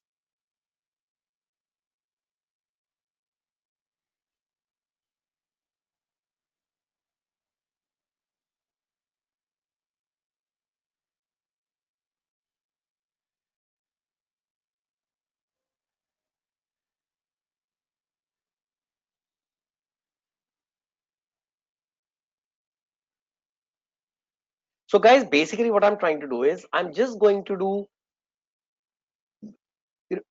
I'm just promoting the simplification aspect, and which says effort should be streamlined in the existing processes by making them more efficient and effective. And we should not step in to do more re-engineering, because that's nothing but just adding complexity to your processes. Who looks at this aspect? No one, till the time your client starts a BPM exercise. That's the beauty of the BPM aspect. So that is the beauty of this perspective. Does IT, BI, business architecture, agile, any of those guys look at the simplification part? No, they don't. Because in an agile life cycle, the idea is to implement new changes in a faster way. Fair enough. But who cares whether they are overloading the process, which will eventually go on in every processes and end up overloading the system as such. So system will become slow, performance will become an issue, and then you will have to probably re-engineer the whole stuff again. So I'm not against the word re-engineering. I'm just trying to say that as a business analyst, you have to keep each perspective in mind, so that even by conscious or unconscious mistake, you should not go in a direction which will end up making the things difficult for you. I'm sure for 10, 15 long years, it wasn't difficult for business analysts or IT teams to keep re-engineering the processes and making it load higher and higher. Eventually, the client faced the brunt. There's reached a stage where the technical inventory in the systems was so heavy that systems were not even responding well enough. Forget about performing efficient operations. And that was the time, guys, when BPM came in, okay, and stayed back, and then became so prominently important that it became a perspective included into multiple areas, including business analysis.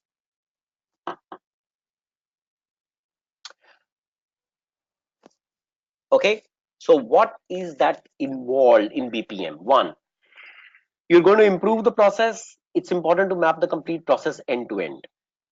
Okay, there is no point improving a portion of the process, then it is not even BPM.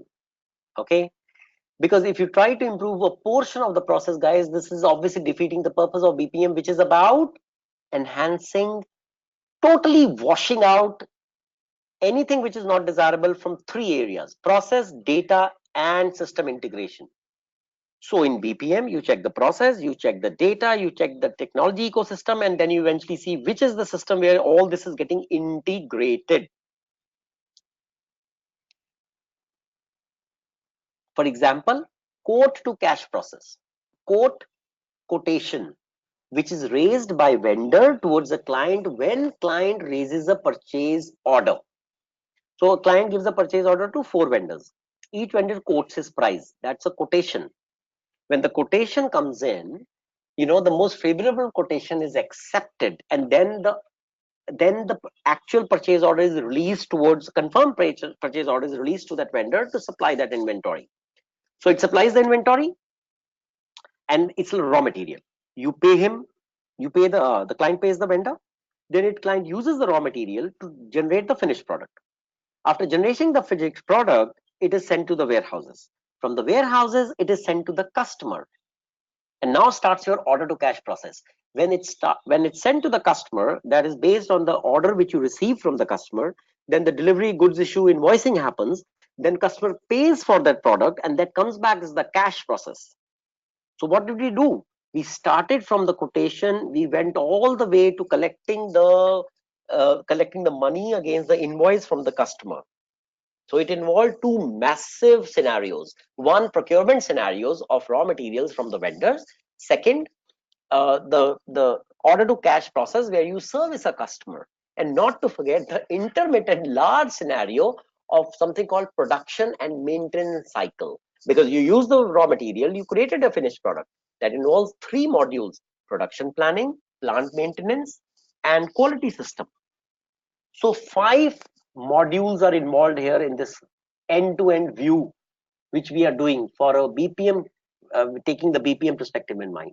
So guys, my short story is BPM is used for a very large scenario, and that scenario can crisscross many modules, multiple modules.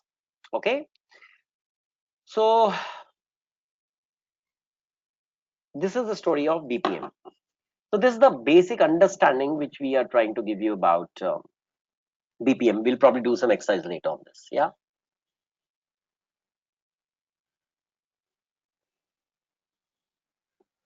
Okay.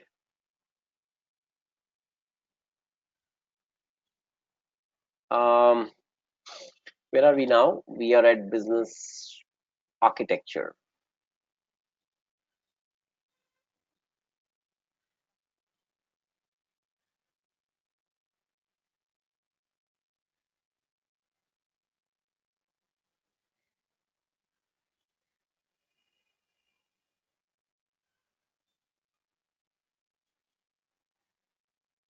Okay, I think we did a brief thing on this, right? The business architecture is the analysis and design of everything about business strategy, structure, capability, process, metrics, etc., etc. Okay, so let's now move into a purely business domain. Okay, so why do we do business architecture as a perspective in business analysis? Okay, it obviously helps. It helps for increased clarity of the purpose of business which they want to achieve. Okay, the design of the components and the scope which comes to the business analyst for achieving that particular transformation.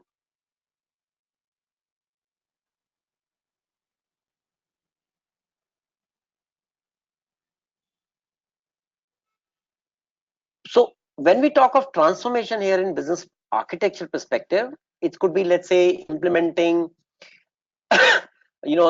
sorry, a solution for transforming a software company into a cloud services model. You know how Amazon made its money?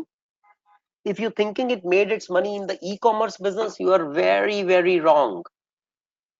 10 years back, or probably more, Amazon realized that the money is in being a cloud services company. Today, Amazon Web Services, AWS, offers one of the largest span of services of hosting the applications in the cloud to thousands and thousands of clients across the globe. That's where they made their money from.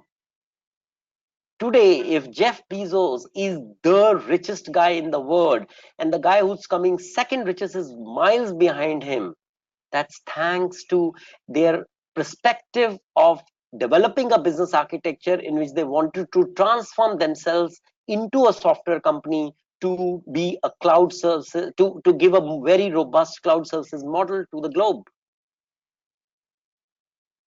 That's like a business architecture. Where were they into cloud services? For heaven's sake, they were into e-commerce, Amazon, right?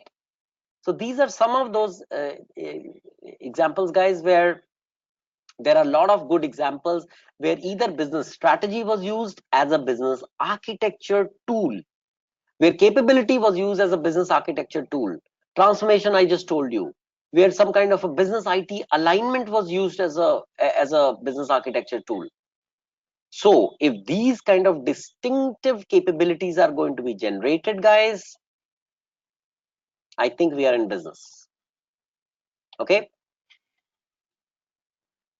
All right. So business requirements provide a means to consistently and methodically address gaps and limitation capability and value streams with the result the solution that address a wide variety of business needs. Okay. So that is the reason why business architecture is a very successful perspective. It addresses a wide variety of business needs. How? By developing and capabilities and value streams which methodically help to cover the gaps which are today visibly seen in the business model. Okay, so that's the story of your business architecture. I'm sure there are some more slides. Okay, that's nice.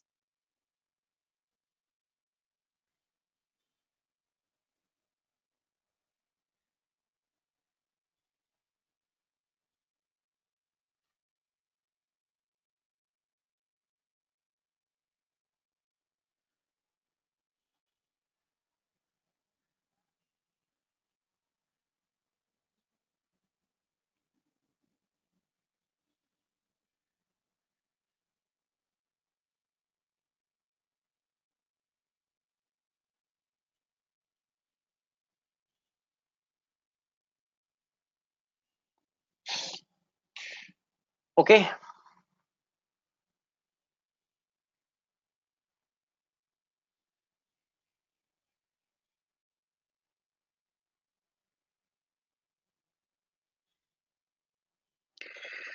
business architecture maybe three different orders. One is all of the requirements artifacts provide a structured way to capture and warehouse the specification used to precisely guide changes. So guys, now business architecture are also large business changes, and now they are going into further development, obviously, because it's okay, it's a more it's a larger way of addressing changes, but eventually those changes have to be developed, right? So one thing, that it's a structured way to capture all the specifications used to precisely guide the changes from products and services. Second, in order to achieve this level of precision, a commitment to requirement management and business architecture used to frame this artifact is required. So guys, business architecture is much more wide.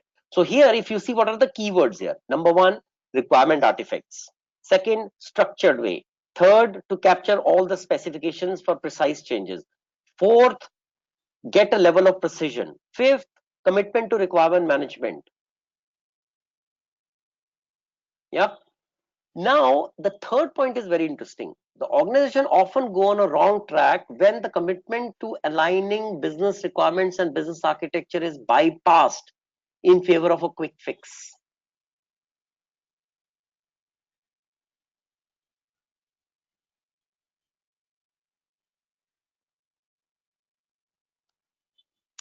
So many times in the organization, guys, this is a fallacy which happens, and you have to be careful about it because you will be at the middle of it. Many times, commitment to align business requirements is bypassed. We don't do a detailed architecture plan. Okay, we to be honest, let's make it simple. We offer a quick fix.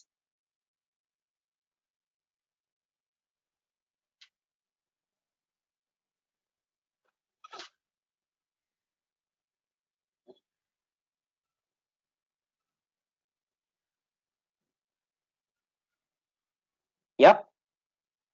So if the workarounds to be given like that, that is what it always results in a statement which goes in a wrong way. So guys, again, if you see, two of the perspectives are very holistic. One is business architecture, one is business process management. Here quick fixes don't work, but this also means, guys, that you will should have the liberty of time, effort, and access to subject matter experts, which will help you to run the story.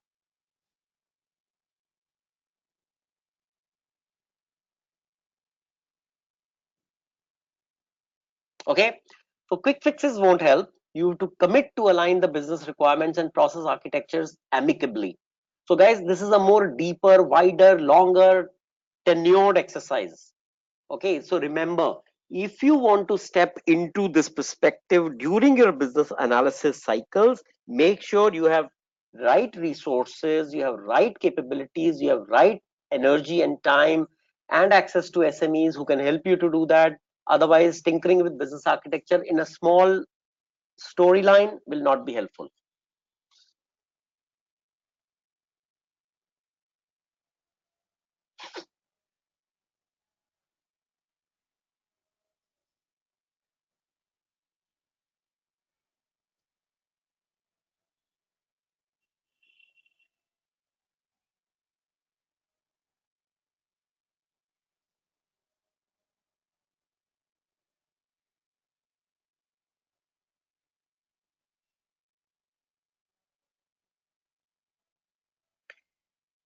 So now that we need to have a little understanding of business architecture, guys, let's look at the framework. Okay. So guys, I will be very brutally honest with you. It would look like a theoretical exercise unless you will put it into some practice. Okay, now whether you put it into a practice, when we do a detailed case study and we build up the actual artifacts about the requirements, and there you want to put your mindset to bring these perspectives into the BRD that you will design, into the deliverable that you will design, I will obviously leave to you. Okay, but I trust you to use these perspectives to build your deliverable when we will do a detailed case study, because only then I'll be able to cross check that and give you a feedback on which way you are doing is right or wrong or more appropriate, etc.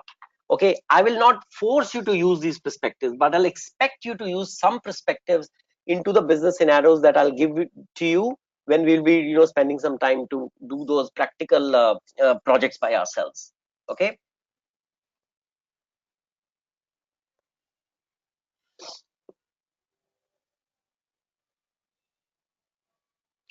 Okay, so requirements are framed and aligned using business architecture to ensure they address the perspectives. Business architecture provides a consistent framework for aligning what the customer wants. Also, driving continuous improvements is delivered. Fair enough. Now, what is the essence here? Such a framework, which is based on architecture part, provides business analysts and impacted stakeholders with a visual business context. And if you remember what I'm trying to, sorry, if you put some thought process, guys, I'm trying to put here all the similar you know uh, uh, similar story which I brought forward when I just described the business architecture plan. Here it says it provides the business analyst with a visual business context.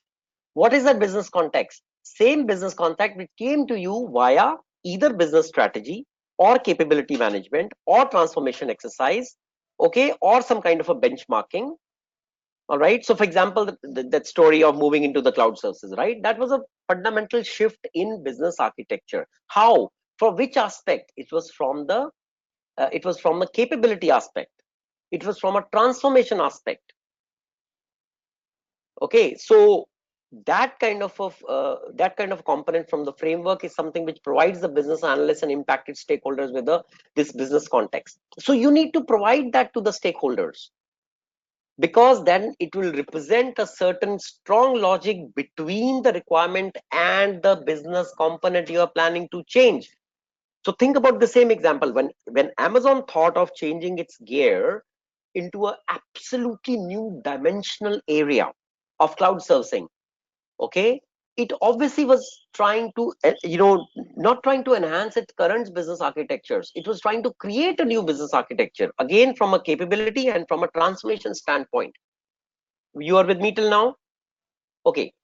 Then there was, what was the traceable logic between requirement and the business components? Well, the developing market which wanted to move from on premise into cloud, because cloud was flexible, cloud is more economical, cloud is more optimal. That is the point, guys, where this whole thing comes into picture. But then Amazon was the one to catch it. Amazon was also the one to understand it. Otherwise, how many e-commerce companies you have seen which have moved into cloud services? And today, AWS, Amazon Web Services, is one of the most strongest logo we have seen in this business. So think about it, guys. If the business analyst sitting in Amazon.com were always again thinking about enhancing, new areas where they can enlist more customer loyalty program for their e-commerce business, trust me, Jeff Bezos would have been way behind in terms of his riches. So sometimes Change helps, and it helps a lot. That is what is, guys, called change management. So now you understand, under the bigger umbrella of change management, you have business analysis. Under the bigger umbrella of business analysis, you have perspectives of business analysis. And one of those five perspectives is called business architecture. And under business architecture, you have further sub perspectives called capability and transformation.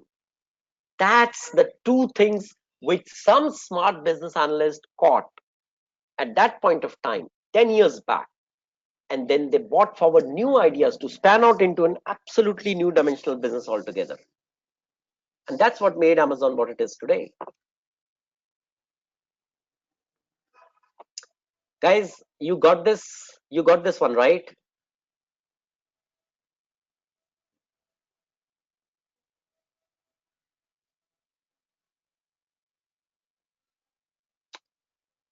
Okay.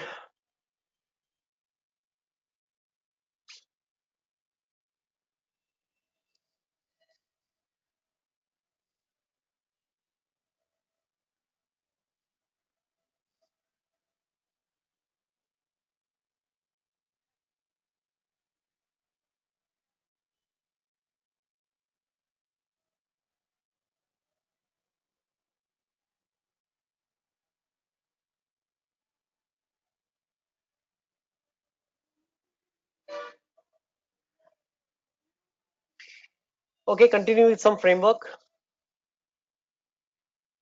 Well, if your client wants to continue with this framework, that's brilliant, guys, and they can expect these following benefits throughout this life cycle.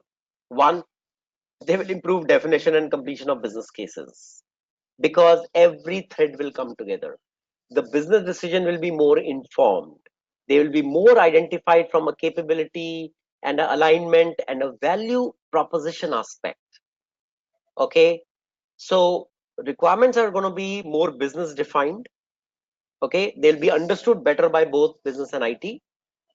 This will be a framework for a very effective identification of business functions requiring capabilities for defined value and addressing the gaps. Okay, again, to make it simple for you, what is the keywords in this slide, guys? Improved precision, better completion of business cases, value streams and capabilities, alignments between value propositions, completion of intended business objectives. If you might ask me, hey, how are all these things getting better addressed by the business capability architecture model? The reason is the same, because business architecture cares for everything. It cares for your business strategy, cares for capability management, cares for transformation, cares for benchmarking, etc. So this means you get clued on with different SMEs for this. For strategy, you will go to the CIO. For capability management, probably you will go more to the operational managers. For transformation, you can go to a set of team which is more on, more called a design engineering or an innovation team. For simple improvements, you can just do a gap analysis, and for which you can go to core business process area, SMEs. For business and IT alignment, which is another part of your business architecture, you can represent the needs of business and IT both together. Find the commonalities, see where the areas are overlapping, and they can be optimized. Even if it is small area one, small area two, that's called business IT alignment better. Yep. So this is how, guys, is the entire story about business architecture. So what is on the slide is probably more of a nice, charming, real-time language terminology which you can use for your business analysis perspective part. But if you got the real meaning behind, then I'm fine with it. Okay, great. Now I want to take you to a different side of the story altogether.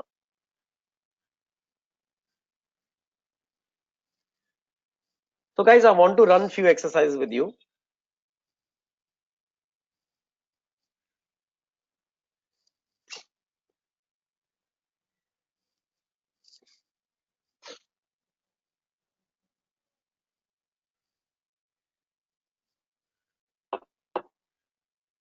Okay, guys, I want to discuss something on user interface. Okay, and I want to give you a statement which is a very popular statement, and especially you can see the effect of that on the slide. Here, this gentleman is holding a desktop, a small one. Obviously, it's a small prototype or a small model. Yeah, you see, there's a screen there, there's a keyboard there, right? When you operate the keyboard, the screen comes alive, right?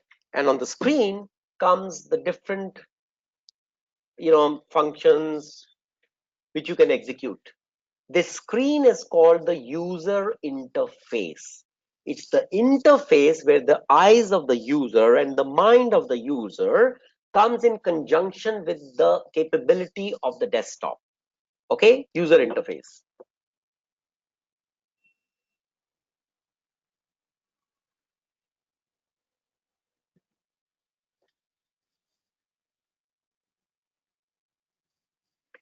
Okay, so guys, the UI establishes the dialogue between the user and computers. Simple. I'm just taking one example for you. So this guys, the UI model basically determines how the user will interact with system at various stages. Step one, you log into the system. Step two, you navigate into the system. Step three, you get help from the system. When you navigate from screen to screen. You navigate by using different menus, tabs, buttons, etc. of the screen. How well the screen is designed will determine your productivity as an end user sitting on the desktop. Yep. Now, user interface is a significantly important area which confronts the business analyst in today's very, very contemporary times where the design architecture is moving, very fast, and it's becoming a differentiating factor in order to improve the capability. So that's why I wanted to run you through, guys, with two very practical sides of the story. One is user interface, one is user stories. Okay. If you see the commonality, so guys, let me know. Tell me, please, what is the commonality between user interface and user stories? Don't give me a definition. It's a very simple question. Why did I choose to run user interface and user stories with you? The common aspect between these two things is, yes, users. So guys, both these things relate to user. So the interface is something on which user looks. User story is something which the user brings forward in order to get his requirements finalized. So today's sometime, guys, we will devote only to the user because he's going to be the most crucial aspect for the success of you as a change manager in the coming times. Okay. All right.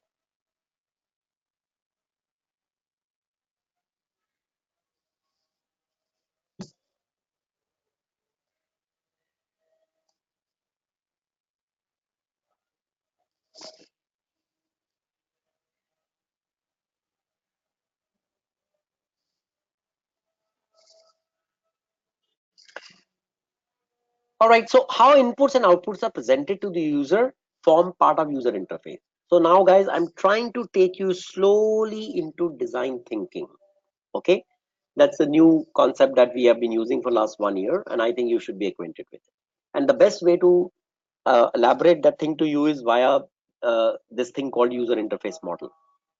So things which you need to keep in mind while designing a user interface.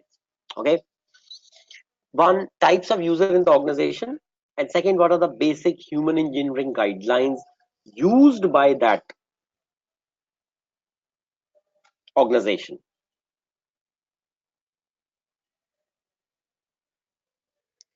So understand the basic UI design concepts, guys. It's important, as a business analyst are usually involved in creating prototypes. Okay, so that's why this thing gets very important for you.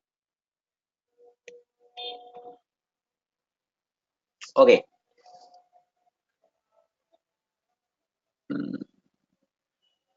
So where is it used, guys? I mean, where the BA comes into picture is where the organization do not have dedicated user experience teams. So guys, now we are moving into those organizations which have dedicated teams to gauge the user experience. I mean, think about it. You give a very shabby interface. where the poor user is confused between which menu screen to look at, which screens are where screens are not sequential, where there's no much logic between the screens, where the menu buttons are very differentially placed. I mean, it's not logical enough. And one user interface with beautiful, yeah, wonderful background colors. There's a very interesting way of projecting the same user's buttons. Screens are wonderfully arranged together. The skipping through the screens is very easy, and user able to connect with the capability offered by the user interface very, very clearly and very transparently and very quickly. So there is the difference, yes. So that's where now organizations are having more of a dedicated user experience teams. But where we don't have dedicated user experience teams, we have business analysts to fulfill this role.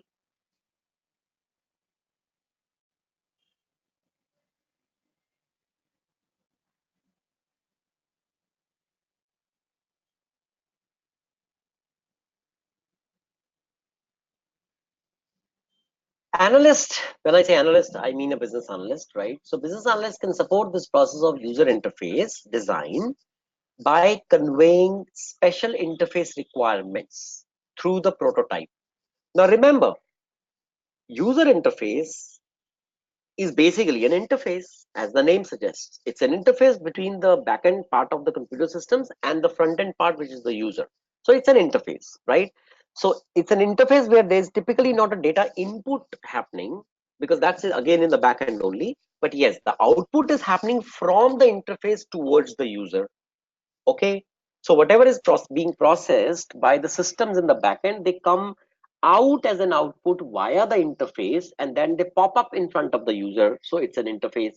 What does a business analyst can help here? Business analyst can help here by conveying that requirements of that interface. How do you get the requirements of the interface? What is in front of the interface? User. What is behind the interface? Capability of the system.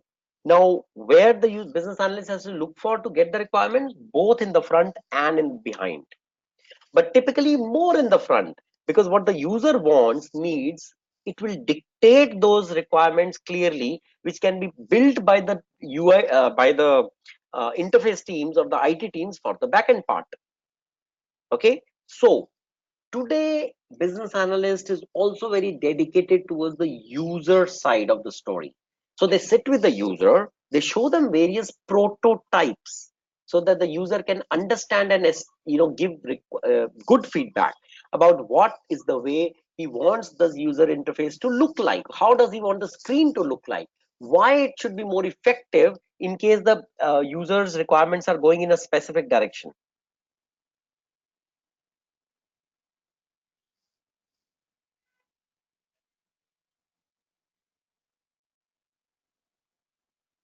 I think, is there anyone here who has worked on the user interface part, the UI part?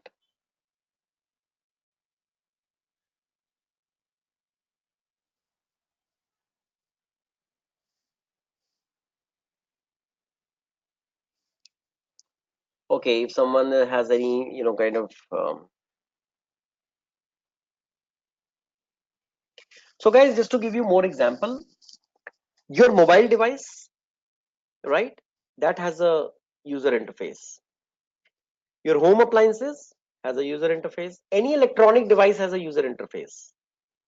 Okay, so when I say it again, it's all pointing to user experience. So guys, what I'm trying to say here is user experience is basically nothing, but it refers to a user's emotion and attitude about using a particular product. Because what is a human experience looking for? It is looking for a practical, meaningful experience where there is a human computer interaction involved. And what is it guided by? Simple, by users, utility, ease of use, efficiency of use, etc. So I might tend to agree with you if someone amongst you says that user experience can be considered a bit subjective in nature, which is right actually, because it all depends how the user in front of the screen perceives the user interface as. Because user experience can be very dynamic, because it will constantly get modified over a period of time. because of changing usage circumstances, right? So if the definition will keep changing like that, it will obviously more dependent on completely on the user usability aspect. Okay, guys. So this is where the user interface starts impacting your work. Or what I mean to say is a lot of work of yours keeps getting now in towards user interface creation. So what do you do, guys? Actually, very simple. You observe the user's actions, their mistakes, their concerns, and their level of use, while you are testing a user interface system or while you are creating requirements for user interface system. Okay. You basically find out what the users like or dislike in their current application. You involve them to create mockups right from the beginning of the project to capture their non-functional requirements. Yep. You So basically, it's a lot of, guys, interactive control mechanism. Like, for example, like these pop-up windows which come, these are part of your user interface design. All the menus which are listed on the screen are part of your user interface design. So basically, what do you want to do? You want to walk the user through a screen sketch. It's like a sketch. So you create a sketch of the screen on an A4 size paper, and then you show it to a user, and then he says, "No, I think I would probably like it better if this tab is placed on the extreme right hand side, and if the functionality or usage part is placed on the top left hand side. I like it if the background colors are more light soft blue rather than probably maybe the dark colors that are having now." Yeah. So this is just about getting the look and feel of the user interface from the user, which helps you to decide the key requirements behind that. So how can a business analyst support user interface design? By revising the prototype as many as times as necessary. So while you created the basic sketch of the user interface or the user screen, and remember there are plenty and plenty of user screens, right? So when you create a sketch of it, you are basically creating different prototypes about it. Okay, this ensures that the user are able to perform their task with as little difficulty as possible.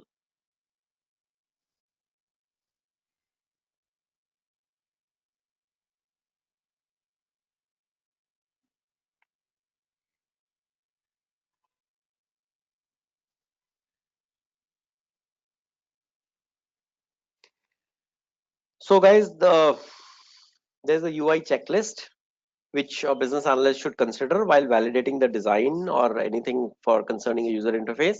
One, the usability is very simple.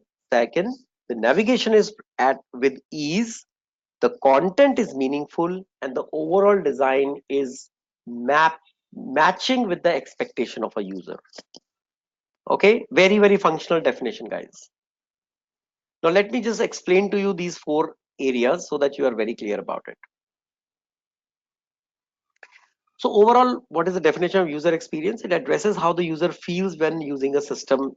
Usability is concerned, which is all about being user friendly.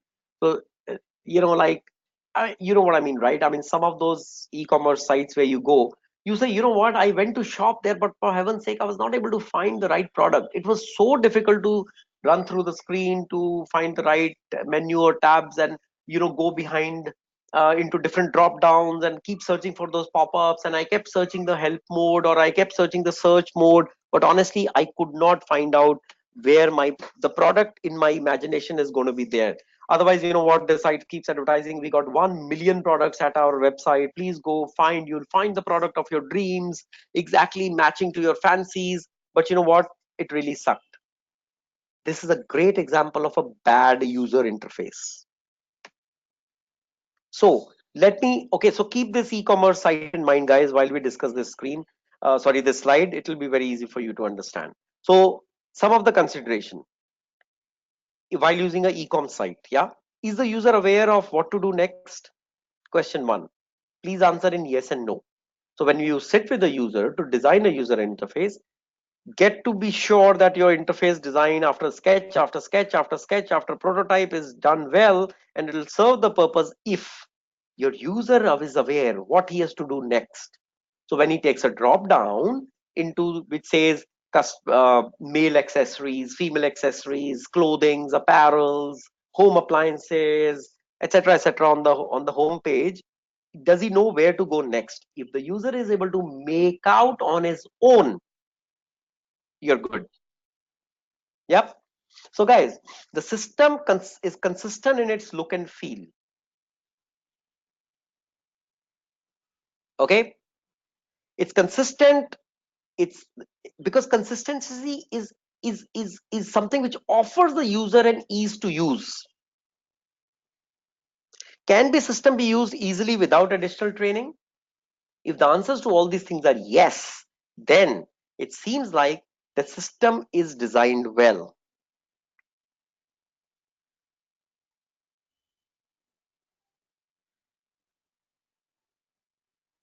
Second thing is usability.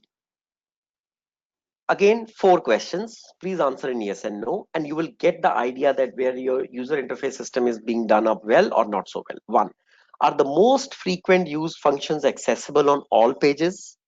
Guys, it's the same 20/80 rule. 20% of the functionality or functions are used by 80% of the users, which means that the frequency of those functions being used are the maximum. If that is the case, then guys, which means that the usability part is high. Second, does the system allow the user adequate time to complete an operation?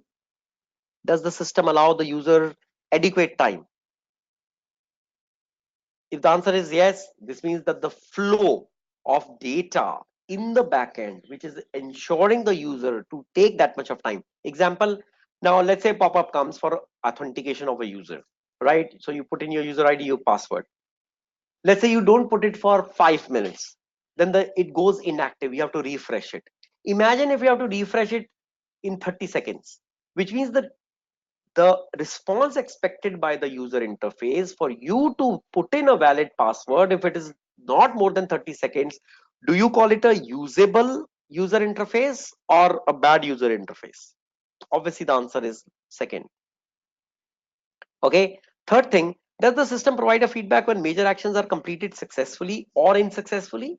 Which means, do you get a right error message when you are trying to complete a certain action? Is the system guiding you by giving you the soft error or hard error messages? If the answer is yes, this means your user interface is being designed well. Third, fourth thing, does the user interface provides the right feedback about the progress of the operations when you are completing a certain function on the screen? So it's all about usability, guys. So that, to be very honest, if you ask me what is a good definition of a user interface, even if a dumb user can accomplish entire thing end to end, I will consider that user interface as very intelligent. Because even if the user sitting in front of the system is dumb, but the system is intelligent enough to complete the process or operation by itself, but it has to care for the human input, and that human input can be solicited in a good way if the user interface is intelligent. So in a way, guys, if an intelligent screen can solicit the right input from the dumb human, I will call that user interface as intelligent, and hence that user interface as a good one. Got it? I think if you have understood the ecom experience, guys, here in strictly in terms of user experience with respect to user interface, then I think you are all understanding this thing quite well. The next obvious part is navigation. Is there a logical navigation order? So navigation from screen to screen, is it defined well? Is the correct tab defined so that the controls to be enabled for the user are easy to use? Are there any specific mouse driven functions on the UI which do not have keyboard access? Yeah. So typically mouse was designed because most of us found the keyboard experience to be a little difficult and tardy.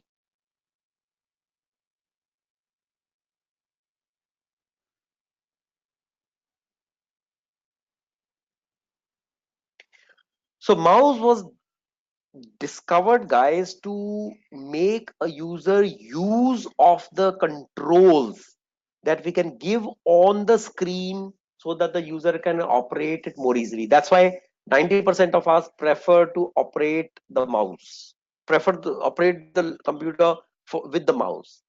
But there are hardcore professionals who never like the mouse because, according to them, using the keyboard is better idea. It's more precise, it's more controlled manner of of a user's enablement of using a user interface. But that's only 10% of the population. 90% uses a mouse. So can you return to the home page from other pages? So let's say you remember, like in screen after screen, sometimes there's always a menu tab given called home page. So you click that, you again go back to the home page. Yeah. So this is, guys, the navigational experience for a user interface. The third part, or I think fourth part, is the content. So content is the actual matter that goes into the user interface of the system.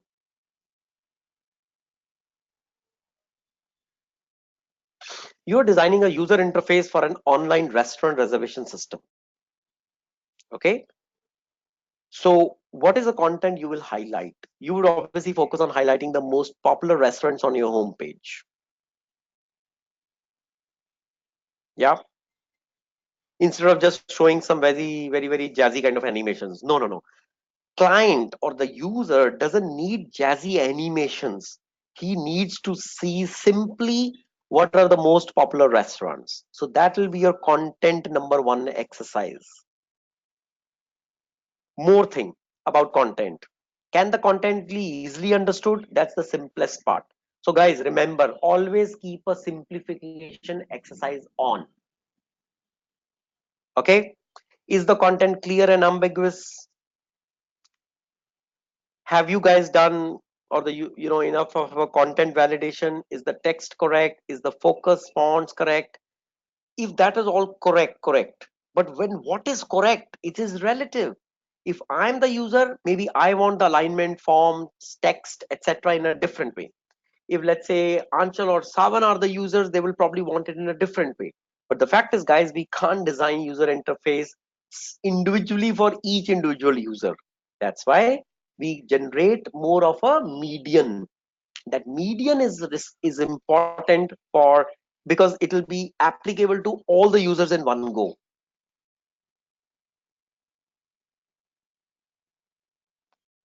Okay.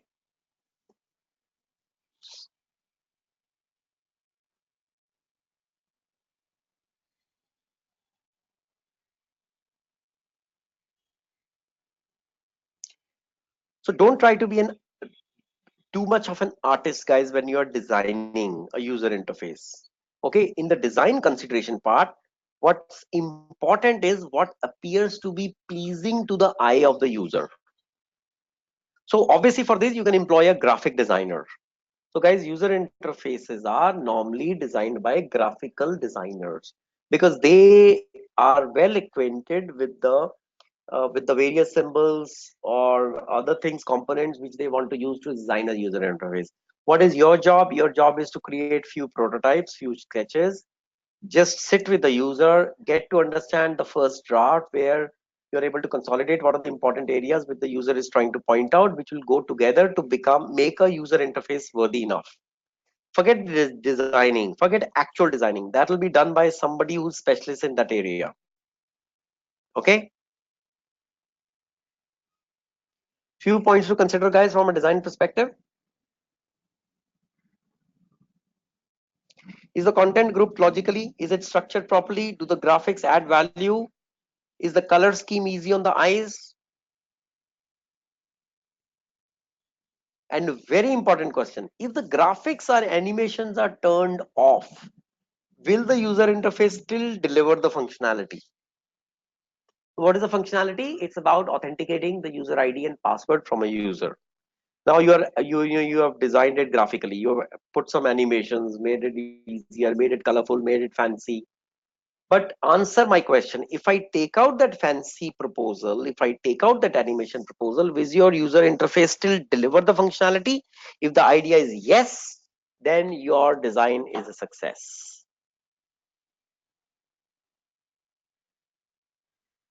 So guys, the first impression is the last impression. Okay. So when you finish your user interface design, your IT teams have developed that thing. When you show it to the user, typically guys, the first impression should be that the after some time should be the user interface is very useful, very helpful. It's very simple to use. The navigation is pretty quick. Okay. So as a business analyst, guys, it's important to specify requirements that cover the user interface in order to add value to UI design. So what is your job? It's the same job, guys, which your job across anything else. Forget about user interface only. It is to get the right user requirements. Okay.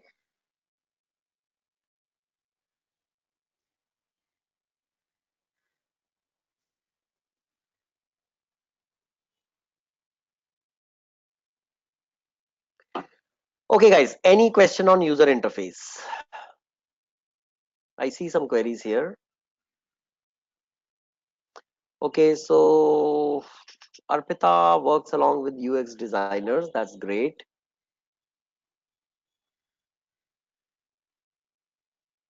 So Jitendra, if you're trying to say that the sketches which you made in front of the user to describe his aspirations of a good user interface, well, yes, it's close to a user. It's close to a use case. Okay, and what you're trying to when you're trying to create sketch after sketch, I agree with you. You are trying to create use cases, right, to capture the imagination of the user well. So you are right.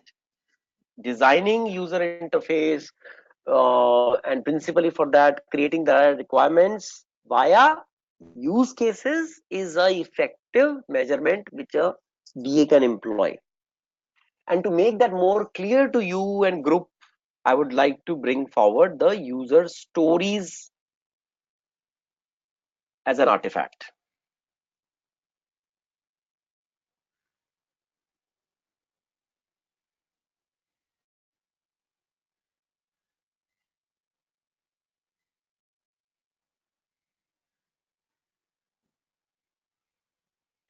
Okay, so very interesting proposition, guys.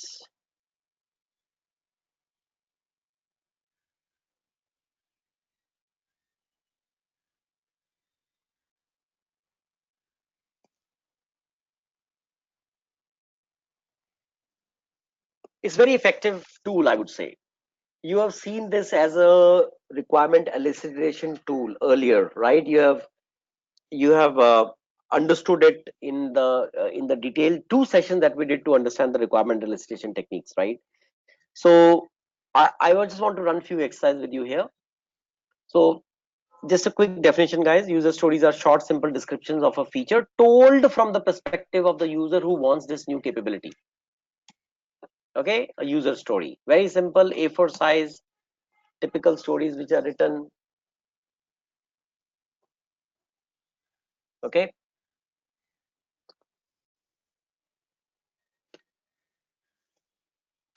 user stories are often written not in any detailed manner, guys, written on simple sticky notes.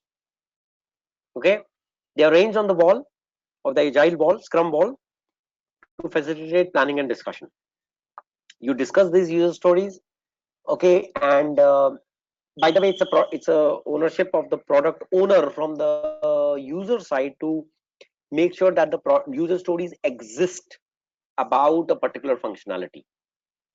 Okay, so I think maybe we shouldn't be um,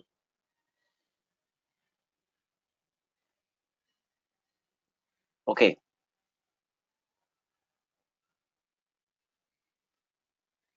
So let's say There are three, you understand, there are three terms to define the requirements in an agile life cycle, right? The basic is user story. You combine few of them, you have a theme. You combine few of the themes, you have epics. So epics anyways have to be decomposed into smaller user stories later, right? For example, what you see here, if you remember this movie called Guardians or Guardians of the Galaxy or something like that, right? So to design this animation screen was an epic, because there were so many components within that which need to be designed. So epic was broken down into 10 10 different themes. Each themes was related to uh, a particular user story.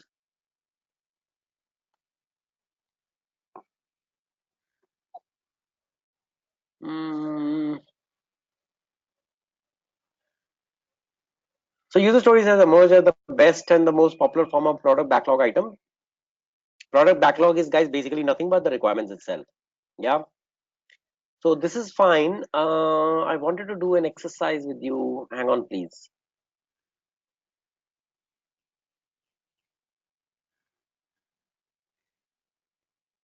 So I described, right? Few user stories together becomes a theme. Yeah. So you put rubber band around a group of user stories, which you did last month about monthly reporting. So if we created five different monthly reports, one was product wise, pack wise, region wise, sales value wise, okay, and profitability wise. So there were five reports we created. So each report was coming from one user story. So there was one user which wanted sales product wise, other user wanted it pack wise. So they just bought a simple aspiration that, guys, I want this user report. First column should be product, second should be total sales, third should be date of sales, fourth should be region of sales.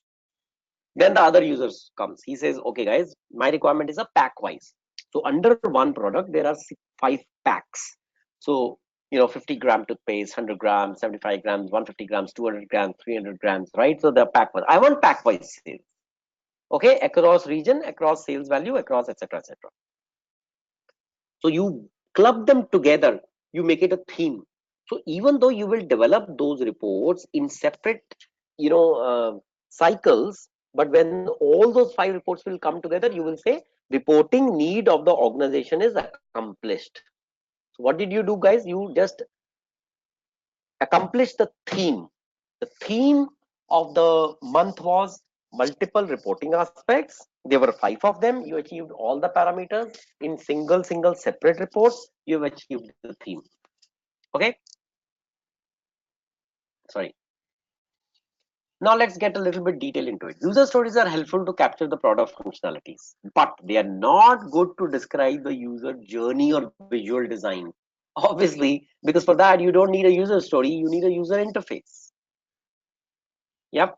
So in order to sometimes capture the visual design, because eventually, guys, user story is a generic term. It's nothing but a requirement. So you say, okay, Mukhraj, if I want to get users requirement in terms of visual design, what do I do? Then, guys, you have to use these components: story maps, storyboards, sketches, workflow diagrams, something which we did just some few minutes back, right? So you create a sketch to get a visual design.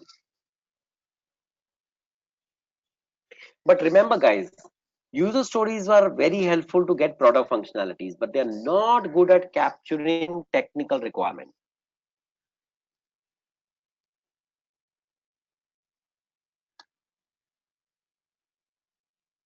So an interface diagram is a more effective instrument to capture technical requirements rather than user stories.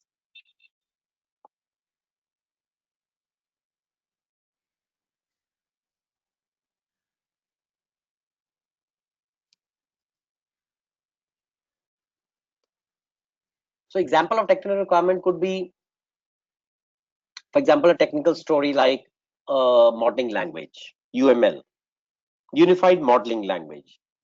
If the user preference is to use unified modeling language as an instrument of a requirement, then I would say this is more of a technical change. Rather get the technology aspects about UML.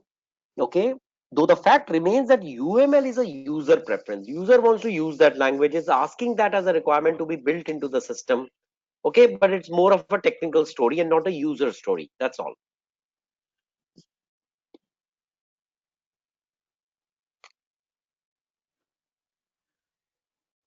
Let me give some examples of user stories. The capability for someone to go online and buy parking pass. Okay, it's a online functionality. This actually came first as a user story. So a user said, guys, why don't we create a functionality on the system where any user can go and buy monthly passes.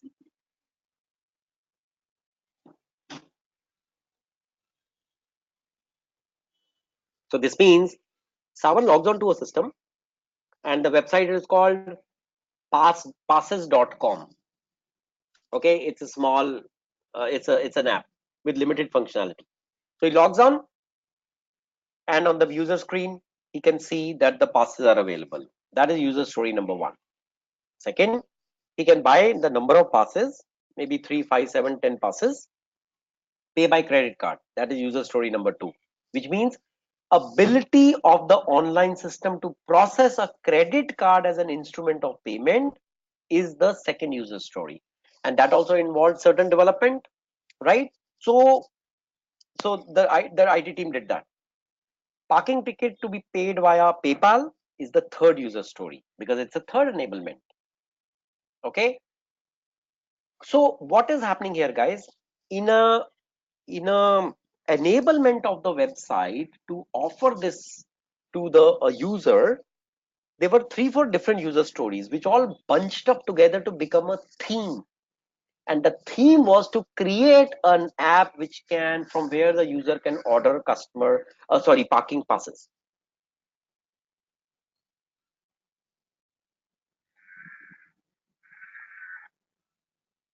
Similarly, a very separate user story, professor can input student marks and upload them on the online portal. So there is a educational portal. Now ability to upload a sheet which signifies the name of the student and its marks is a user story.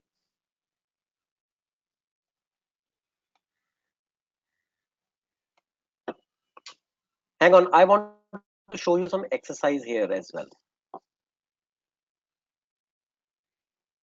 I think it's ATM exercise.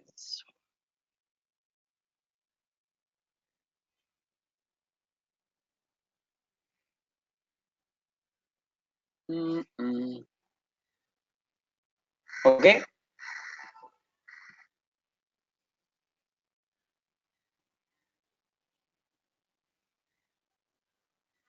so guys, there's a use case in front of you. Okay, please identify the errors in the diagram. So Savan made this use case, for example. What is it about? It's about a restaurant where there's a patron coming, patron by the name of Mukhraj. Okay, he's here as a customer. There is basically the menu is there. There's a staff which will serve Mukhraj. There's a cashier which will process the payment of Mukhraj post dinner, and there's a chef who is going to prepare the dinner for Mukhraj. Please tell me, guys, in this use case, is it a comprehensive use case to show an effective functionality of a patron walking into a restaurant, ability to order, ability to get served, ability to pay and walk out? Please tell me, take a few minutes to think about it, that um, where the process is going wrong. Okay, everybody can put up, few things as what is incorrect here.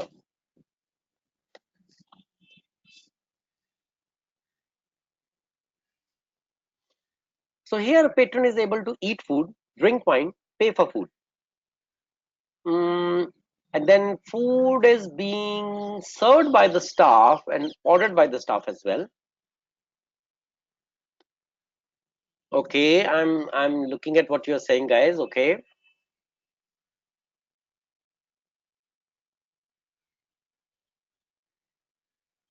So payment for the food is linking patron with cashier. Mm, serving the food is linked to the staff. Preparation is linked to the chef. Anything else, guys, here? Okay, good. Let me show you what is the error here.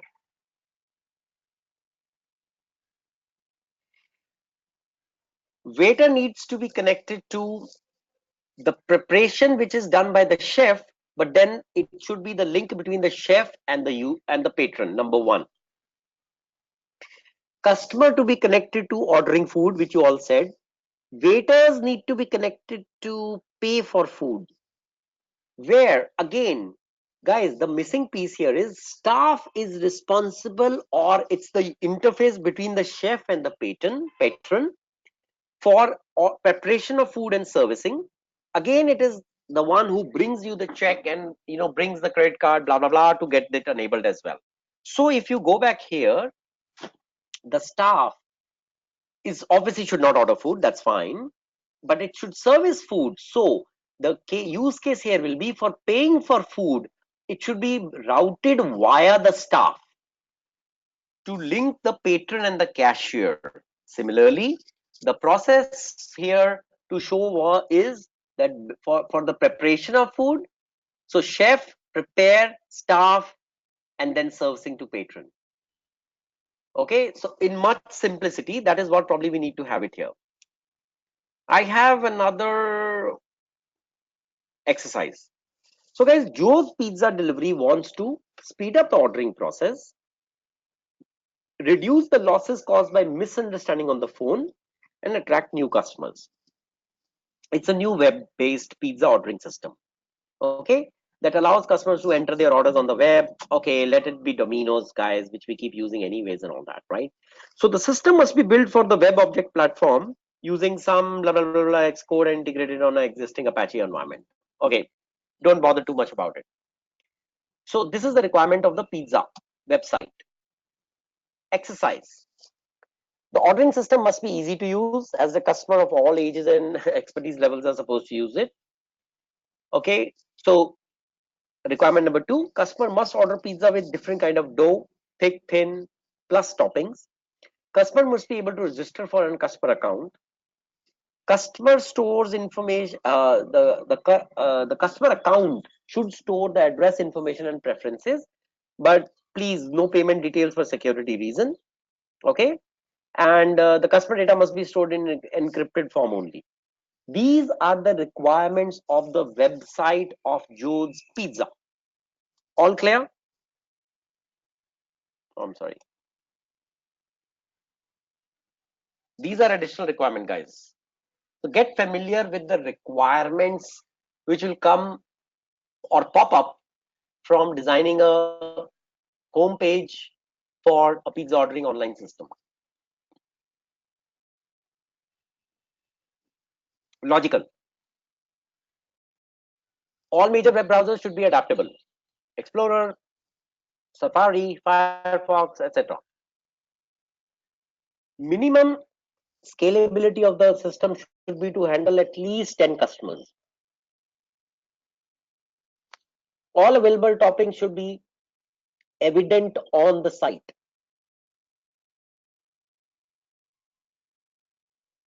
Okay, when the pizza is ready, there should be a ability to mark it as ready for delivery.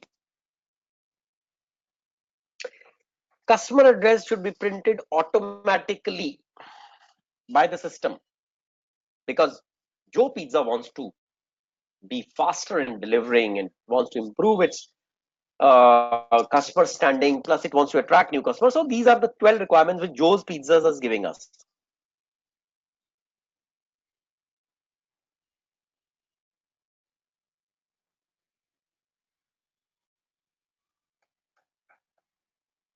So guys, simple exercise.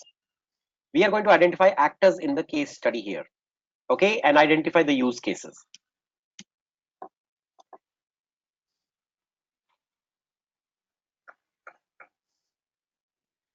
So would you take some time to identify the actors and identify the use cases here?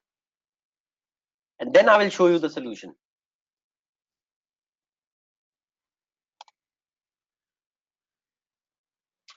I'll flash this again.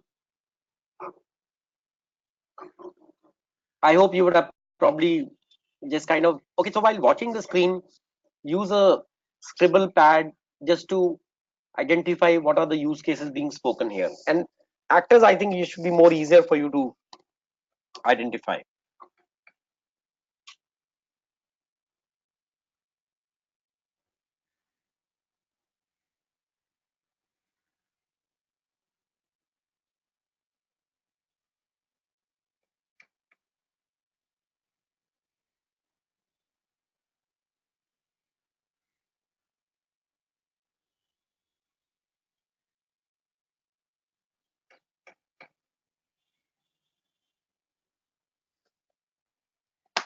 And this is your slide number 2. Okay, guys, you got 5 minutes. I need actors and use cases here. See, it's okay. We can't probably cross check for everybody, but you please prepare your use cases, mention of them. When I show you the solution, just compare with that and then tell me whether you got it right or no. Okay.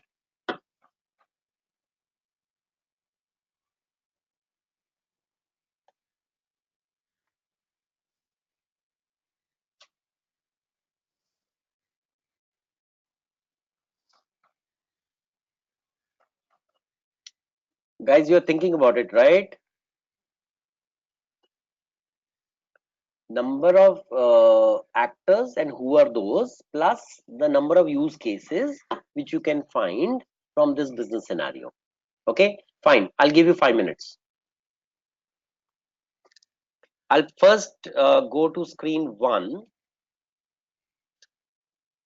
so that, okay, this is screen 1, guys. I'll show it for 2 minutes.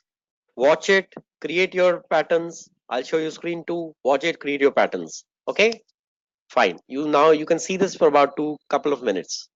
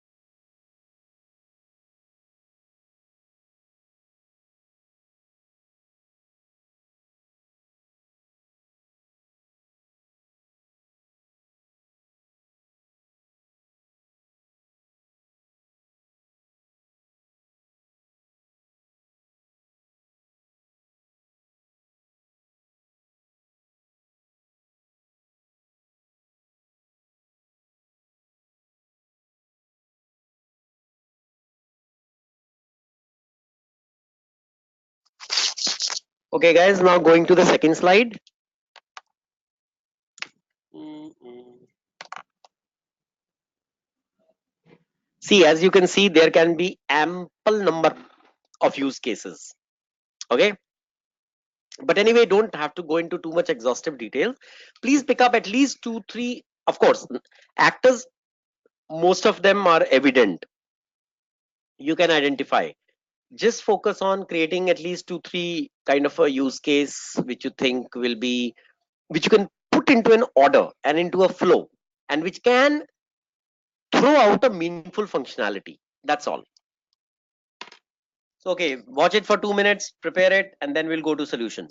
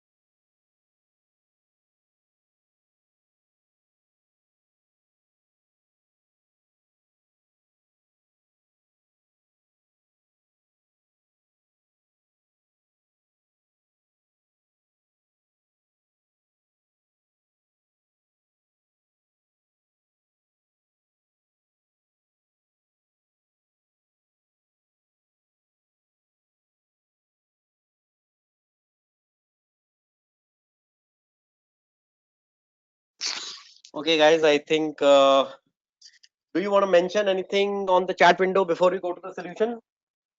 Anybody wants to, or you,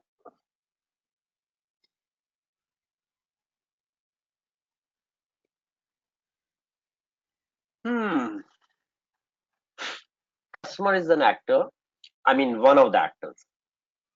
Use cases are ages, types of pizza, registration, browser type, performance, availability, order status. Okay, that's a good attempt. Pawan says actors are customers and the cook. Yep, that's right.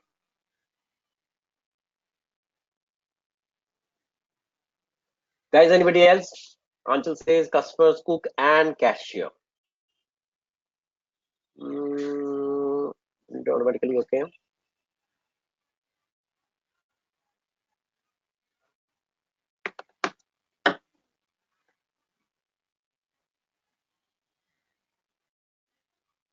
All right, guys, here you go.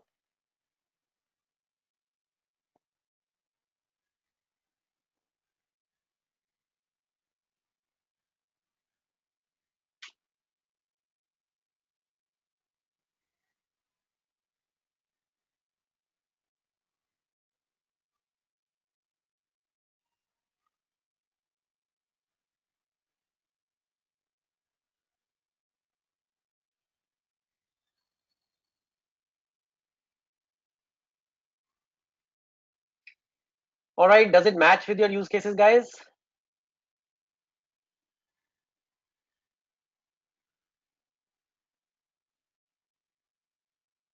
Be honest. Who is matching with these?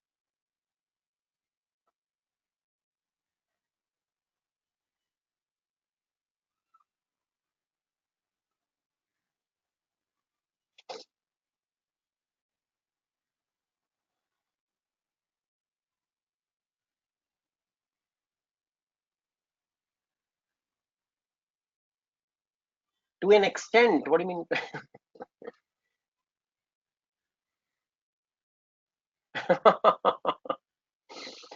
Okay, guys. So, cook customer. I don't think there was a mention of a cashier. So,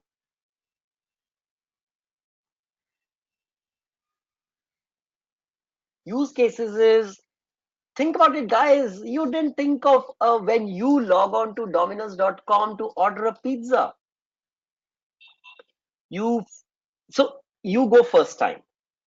You create a customer account, yes, because you want to fill in your details, etc., so that every time they don't have to, cross check those details at all, right? All the addresses, names, blah blah blah, all that goes in. Okay, you create a customer account because you want to log on with specific payment instrument that you will use. Second use case is for the entire pizza ordering process, right? Separate use cases for specifying toppings. See, when you say I specify toppings, what did you do on Domino's.com? You clicked a button called toppings, and then it suddenly gave you an array of toppings. And then you chose, and that topping dropped into your cart, right? And then you came back to the home page to fulfill your order. This means, guys, every singular functionality which you do here, in this case, while ordering a pizza, will be accounted for as a use case. So the cashier there is trying to create a delivery note, or the chef itself, because these days there's nobody called really chef cashier at Domino's. If you see, guys, the chef is also doing this. So pizza is ready. He marks it ready for delivery, and then he just prints, using that customer code. The printout comes in form of a address, etc., and it is stuck on the pizza box. So a cashier, sorry, a chef does a lot in Domino's. But the fact is that if they need to do that, they need to have that enablement, and that will demand a use case.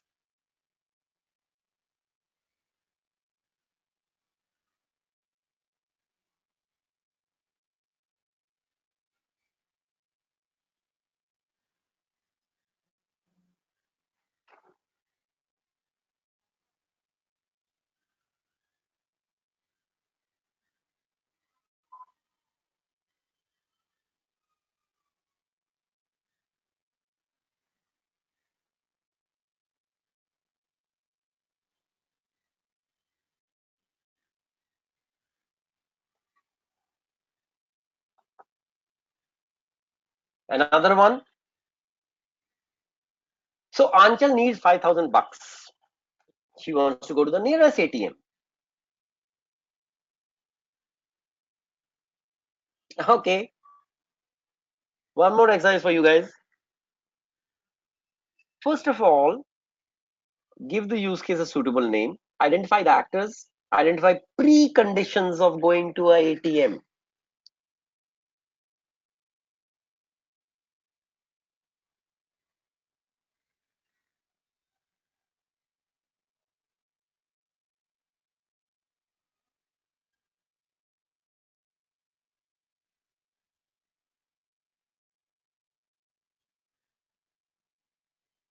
Guys, here I will expect you to at least on your scribble pads write a detailed basic flow of this use case. Okay. Any alternate flows you want to say? Okay. So remember, scenario. What is scenario? Anchal wants to go to the nearest ATM, all right, and withdraw money. Just give a name to this use case, list the actors, list the preconditions, and make the flow. Okay. So this has no solution. Hey, would you be keen to do this as a home exercise so that we can get to the next topic? Understand the screen.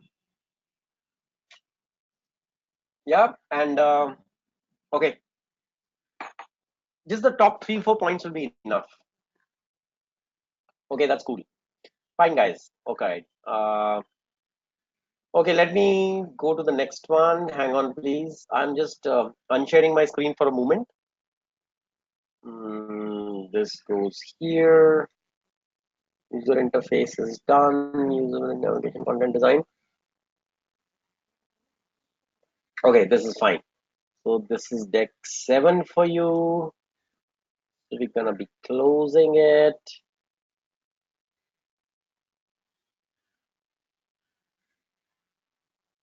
Let's go to deck 8.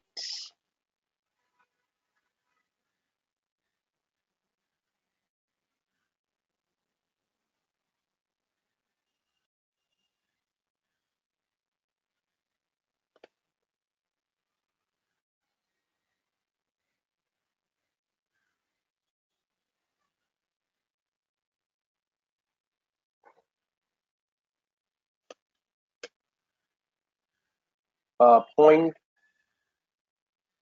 Okay, let me show my screen now. This goes here.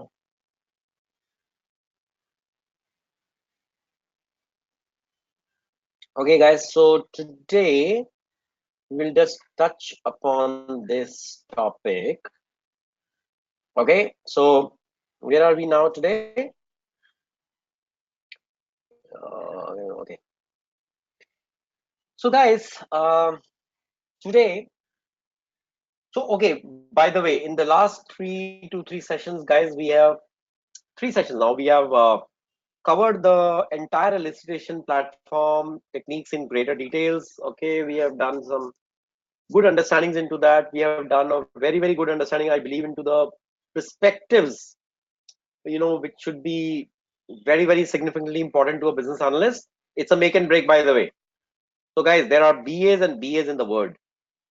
There are some BAs who effectively use the business analysis knowledge area and try to implant into their ongoing projects. Okay, if you're going to be one of them, good for you. Okay, so guys, where are we now? So you just finish the capability of getting the right requirements shaped up over a period of time. Yeah, use multiple techniques. Some of them were to take the requirements out in a raw form. Then the subsequent techniques used was to refine those requirements to a better and better degree of accuracy, precision, etc., etc. Okay, so that's a great job done. Now, when you are sitting with a big baggage of requirements, I want you to now manage them. Management is guys from a few perspectives. Okay, one thing is you have a boundary, which means let's say you have a boundary within which you can put the overall scope of the project. That scope, when you estimate your requirements, pertains to not absorbing all the requirements. It insists that we can only do as much as XYZ number of requirements in the first release, because the project scope in the first release tailors only to that much. Okay. So now this means, again, coming from an agile perspective, it makes sense, right? Because you read about the backlog management. So you know that, right? If I've got 20 requirements, maybe I can just push through the 12 most priority ones. So guys, prioritizing your large list of requirements based on some key parameters enables you to pick and choose the top priorities which must go in with this release cycle while achieving the minimum expectations of the business to get a business value out of this project. So that is one reason why you need to manage requirements. Second reason is that, so this means you need to prioritize requirements. Second reason is that it helps you to create an effective backlog management. Then it can be further used as a requirement elicitation techniques when you are over with the first release of your project. Okay. So then, what are those methodologies or tricks that you want to use to manage the requirements so that you can effectively manage the scope of your project? And what are these management tools required? And what is the importance of prioritizing? What are the strategies to prioritize requirements? Because mind you guys, I'm warning you, there will be 10 most powerful stakeholders sitting amongst you. Sorry, sitting in front of you when you are a BA. You are sitting on the total pile of requirements. Each requirements, couple of them come from somebody, couple of them come from other stakeholders, etc. Which one to democratically prioritize without antagonizing the stakeholders is the key to success. So when I say we will learn the high level strategies to prioritize requirement, it pertains to that. Okay, so let's say step two of prioritizing requirements is also what, and you validate. Sorry, you have picked up the right requirements.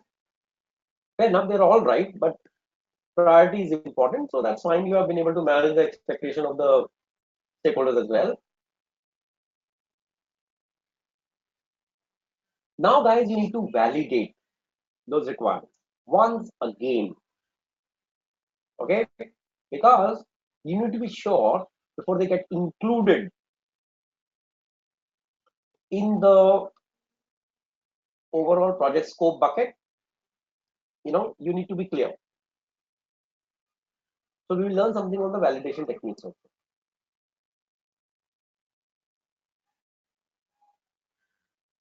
Oh my god, I was so scared, and that screen is right in front of you. Managing conflict of interest. So the biggest challenge which I will help you to overcome via this chapter is, guys, to manage the conflict which is there between multiple stakeholders which are ready sitting with their requirements in their lap. They have discussed that with you. You seem to be very agreeable with the fact that they are very critical requirements, but then which one to choose and which ones to leave is the problem. Because what is your key objective? Your key objective is to bring all the requisite stakeholders, team members in an eventual agreement of the solution scope. So what is the solution scope? It's the solution to the requirements that you want to bring in. But which requirements you want to bring in is the key to the whole thing.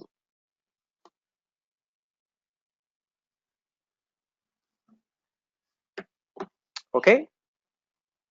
So let's learn how to manage the big wigs.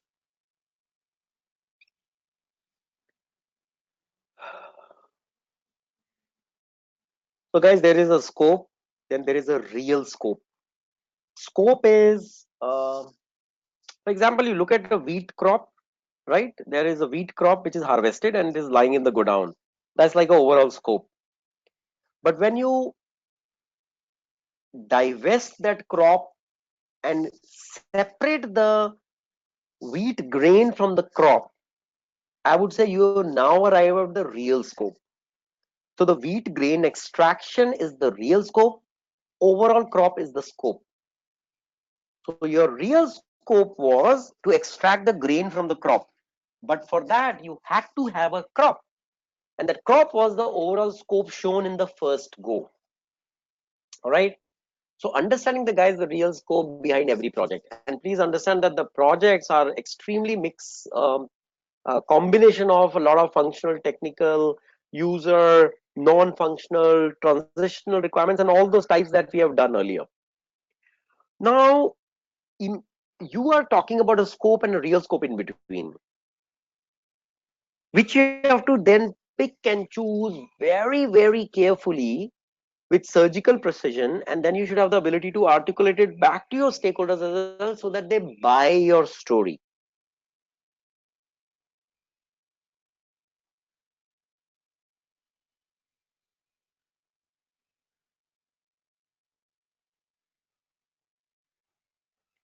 So does I am I somewhere trying to tell you guys that the requirement management will help you to control the quality issues, cost and time? I think the answer could be yes. Now managing requirement is proportionate to managing the communication with respect to requirements, because of again the same reason which you learned earlier, that every stakeholders vary very differently in their role and background. Because the stakeholders are unique, due to this fact, which requirement of are which are of importance to each stakeholder group, so you need to prepare an appropriate format and method to represent them very well, which means each stakeholder finds his due representation, and the most critical requirements pertaining to each stakeholder also finds the due representation. So you can't take all with you, you can take only some with you. Okay, what is the method to do that? So guys, please hear it very carefully. First of all, guys, one thing is clear. Everybody of stakeholders will be sitting tight with his or her own requirements unless you develop a common understanding of the requirements. Okay, number one. Number two, what is the solution you're going to give for that? And number three, how this will eventually affect the organization positively. Long story short, you can manage your stakeholders' conflict of interest by always talking about the benefit which will be accrued to the organization. Because organization is beyond every stakeholder, since all the stakeholders principally belong to the organization. So if you're talking now the language of a sponsor and quoting the organizational point of view more than any individual stakeholder point of view, you will be in a state of control. Because guys, this is critical to the success of the project, that's very clear. Unless this kind of a nice formal agreement comes into picture, the stakeholders are bound together by a common thread which says, guys, there is a 30% enhancement to the organization profitability if we choose a specific mix of requirements. Now, whether that mix has Anchal's requirement into it or not, I don't care. Whether it has Savan's requirement or Mazebin's requirements, I don't care. I only care as a business analyst to the fact that which combination of requirements, if included into the project scope and implemented well, will go the best way in order to bring the best value back to business. This is your call. And if you are confident about your call, nobody will challenge you. So this means, guys, suppose you have requirements from sales, finance, marketing, customer relationship, analytics, etc., etc. Right? Now, of course, we will go into details, but I'm just going to give you a broad idea. You say that, okay, based on certain criteria. So remember, your defense of certain combination of requirements should always have a basis. Okay, and this basis refers to the fact that what are the key criteria you have used to pick and choose requirements, because they are maybe like-minded, maybe the effort to develop them is as a combination is less than what was originally anticipated, so maybe you save cost and time. Maybe that's a better way to have a right speed to market. Yeah, maybe because that's something which we will help to conclude an immediate value to business, what they're looking for, the reason could be any. But you need to pick and choose that. We will of course understand those reasons so that you are clearly familiar that which reasons you would like to take in different business situations. But I'm just giving you a sense of the story.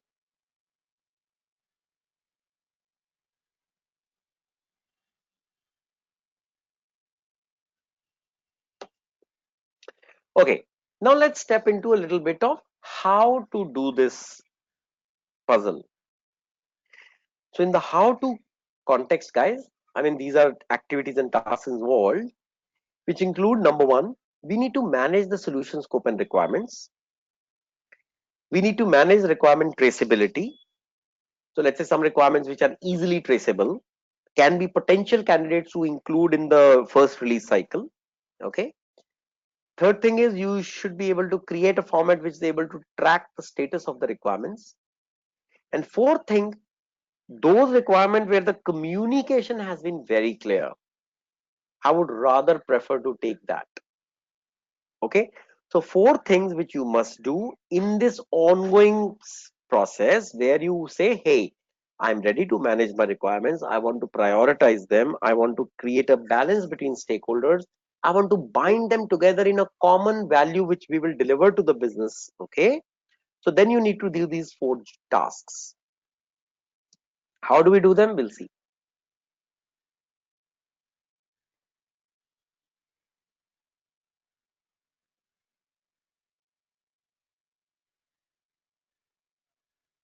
So this slide is only talking about scope creep, guys. I think which you have already understood in greater details. So it's talking about a threat. Okay. As we go forward onto the thread, it's probably a refresh for you. Scope creep is the process where the project grows beyond its original size. Okay, it can be a small scope creep, it can be a very large scope creep. Either way, you will be killed. It can happen once, it can happen repetitively. Then you will be killed even more.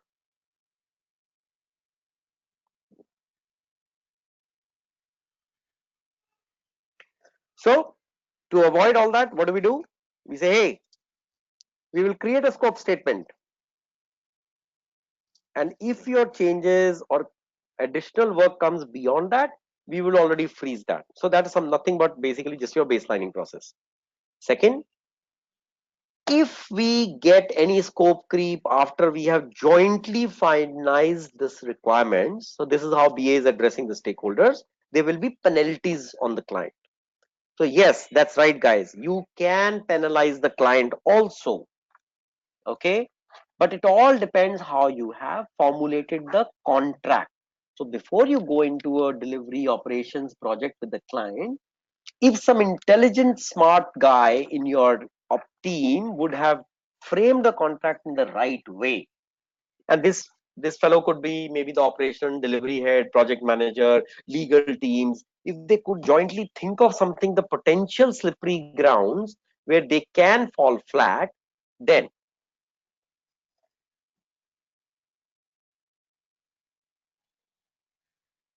you can add a clause to your contract, which is a penalty clause. So guys, customer can penalize the service provider can penalize the customer can penalize the service provider if the requirements are not when don't go into release mode or production system don't get deployed on a certain timeline.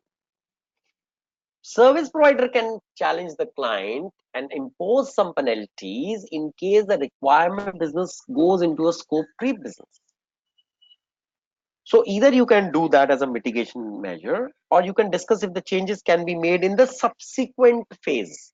So you say, all right, guys, there's a scope creep. We recognize that, but the fact is that we will not take them into the release cycle one. We can defer it to the next phase.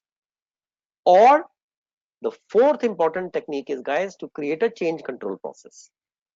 So this is the change process which you have institutionalized, which means we will do two iteration with every requirement for any subsequent change. After that, we will freeze the requirements. And after that, if the still change comes to the requirement in form of a scope creep, then we will take it as a change request, which means something which is not part of the scope of the project, but we are adding it as an additional scope of the project, and hence it will be additionally chargeable. That's your control measurement process. Okay, is that clear?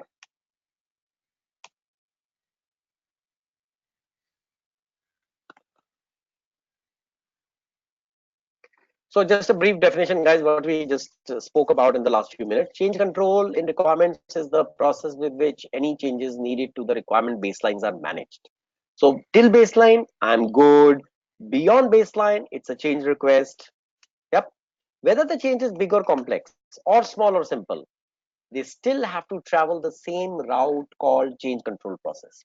So your stakeholder raises a new requirement.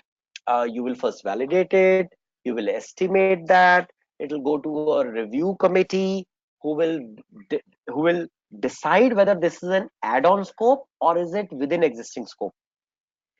Okay, it's a neutral committee. So once they decide, if they say it's an add-on scope, then based on your estimate, that requirement will be priced up, and then it will be taken into the project scope, which means within baseline scope but with an additional charge.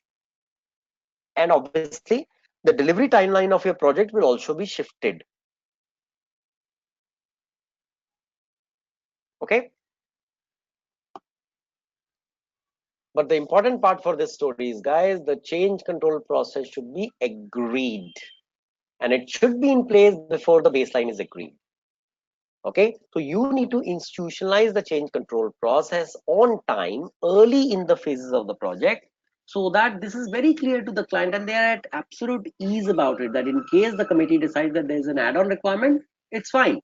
We will categorize that as an additional chargeable. Eventually it's all about money, right? So the service provider wants to get money for the add-on scope with what he has been exposed to.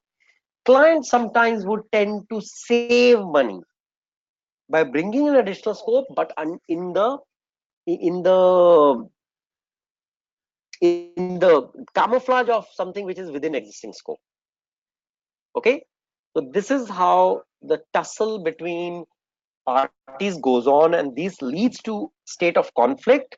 But then to manage that state of conflict, which could be between stakeholders, which could be between service provider and stakeholders, which could be between service provider and client, we need to undergo this chapter of solution scope and requirement.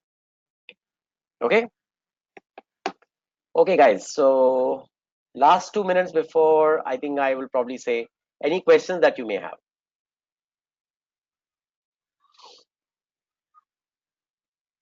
Okay, there is already a question.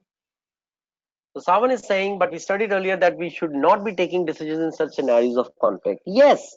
So Savan, you are still not taking a decision. You are just institutionalizing the process. To be honest, I told you the same thing what I'm telling you now. You are in no position to decide. The contract should be the decision authority. The client is a decision authority, but they are all bound by a contract. Hence, if your contract has the clause, which has a clause of a penalty, which has a clause of a change control process, right? Which has a clause that if it goes beyond baseline, what is the administered process to treat that add-on requirement? If all that is there in the contract, that's fine, because otherwise it will be a state of conflict. But nowhere you are taking a decision, because the BA job is not about that. His job will eventually always stay as a mediator, as a facilitator, as a conflict resolver, not a decision in terms of a conflict change. Because see, conflict decision is only in the hands of project sponsor, or it is more in terms of your project manager. So both sides present their point of view and they come to a reconciliation. Okay, so you institutionalize the process so that it goes in the right direction. In case it goes in any different direction, then it will lead to escalation matrix, but then there are designated authorized people to manage that escalation, right? That's the way to go. All right, guys, are we good? Okay, perfect. So what we're going to do is, guys, we will probably close the thing now, and we will continue with the same topic tomorrow. I'm just checking on slide 11 and how many slide it has. 76. So I think we will definitely use tomorrow's session to complete that, and I think after that they'll be we will be pretty close to starting our case study as well. Okay, all right, guys, then thanks for your attentions and questions. I think we are good here. So shall we meet up tomorrow at 3 p.m.?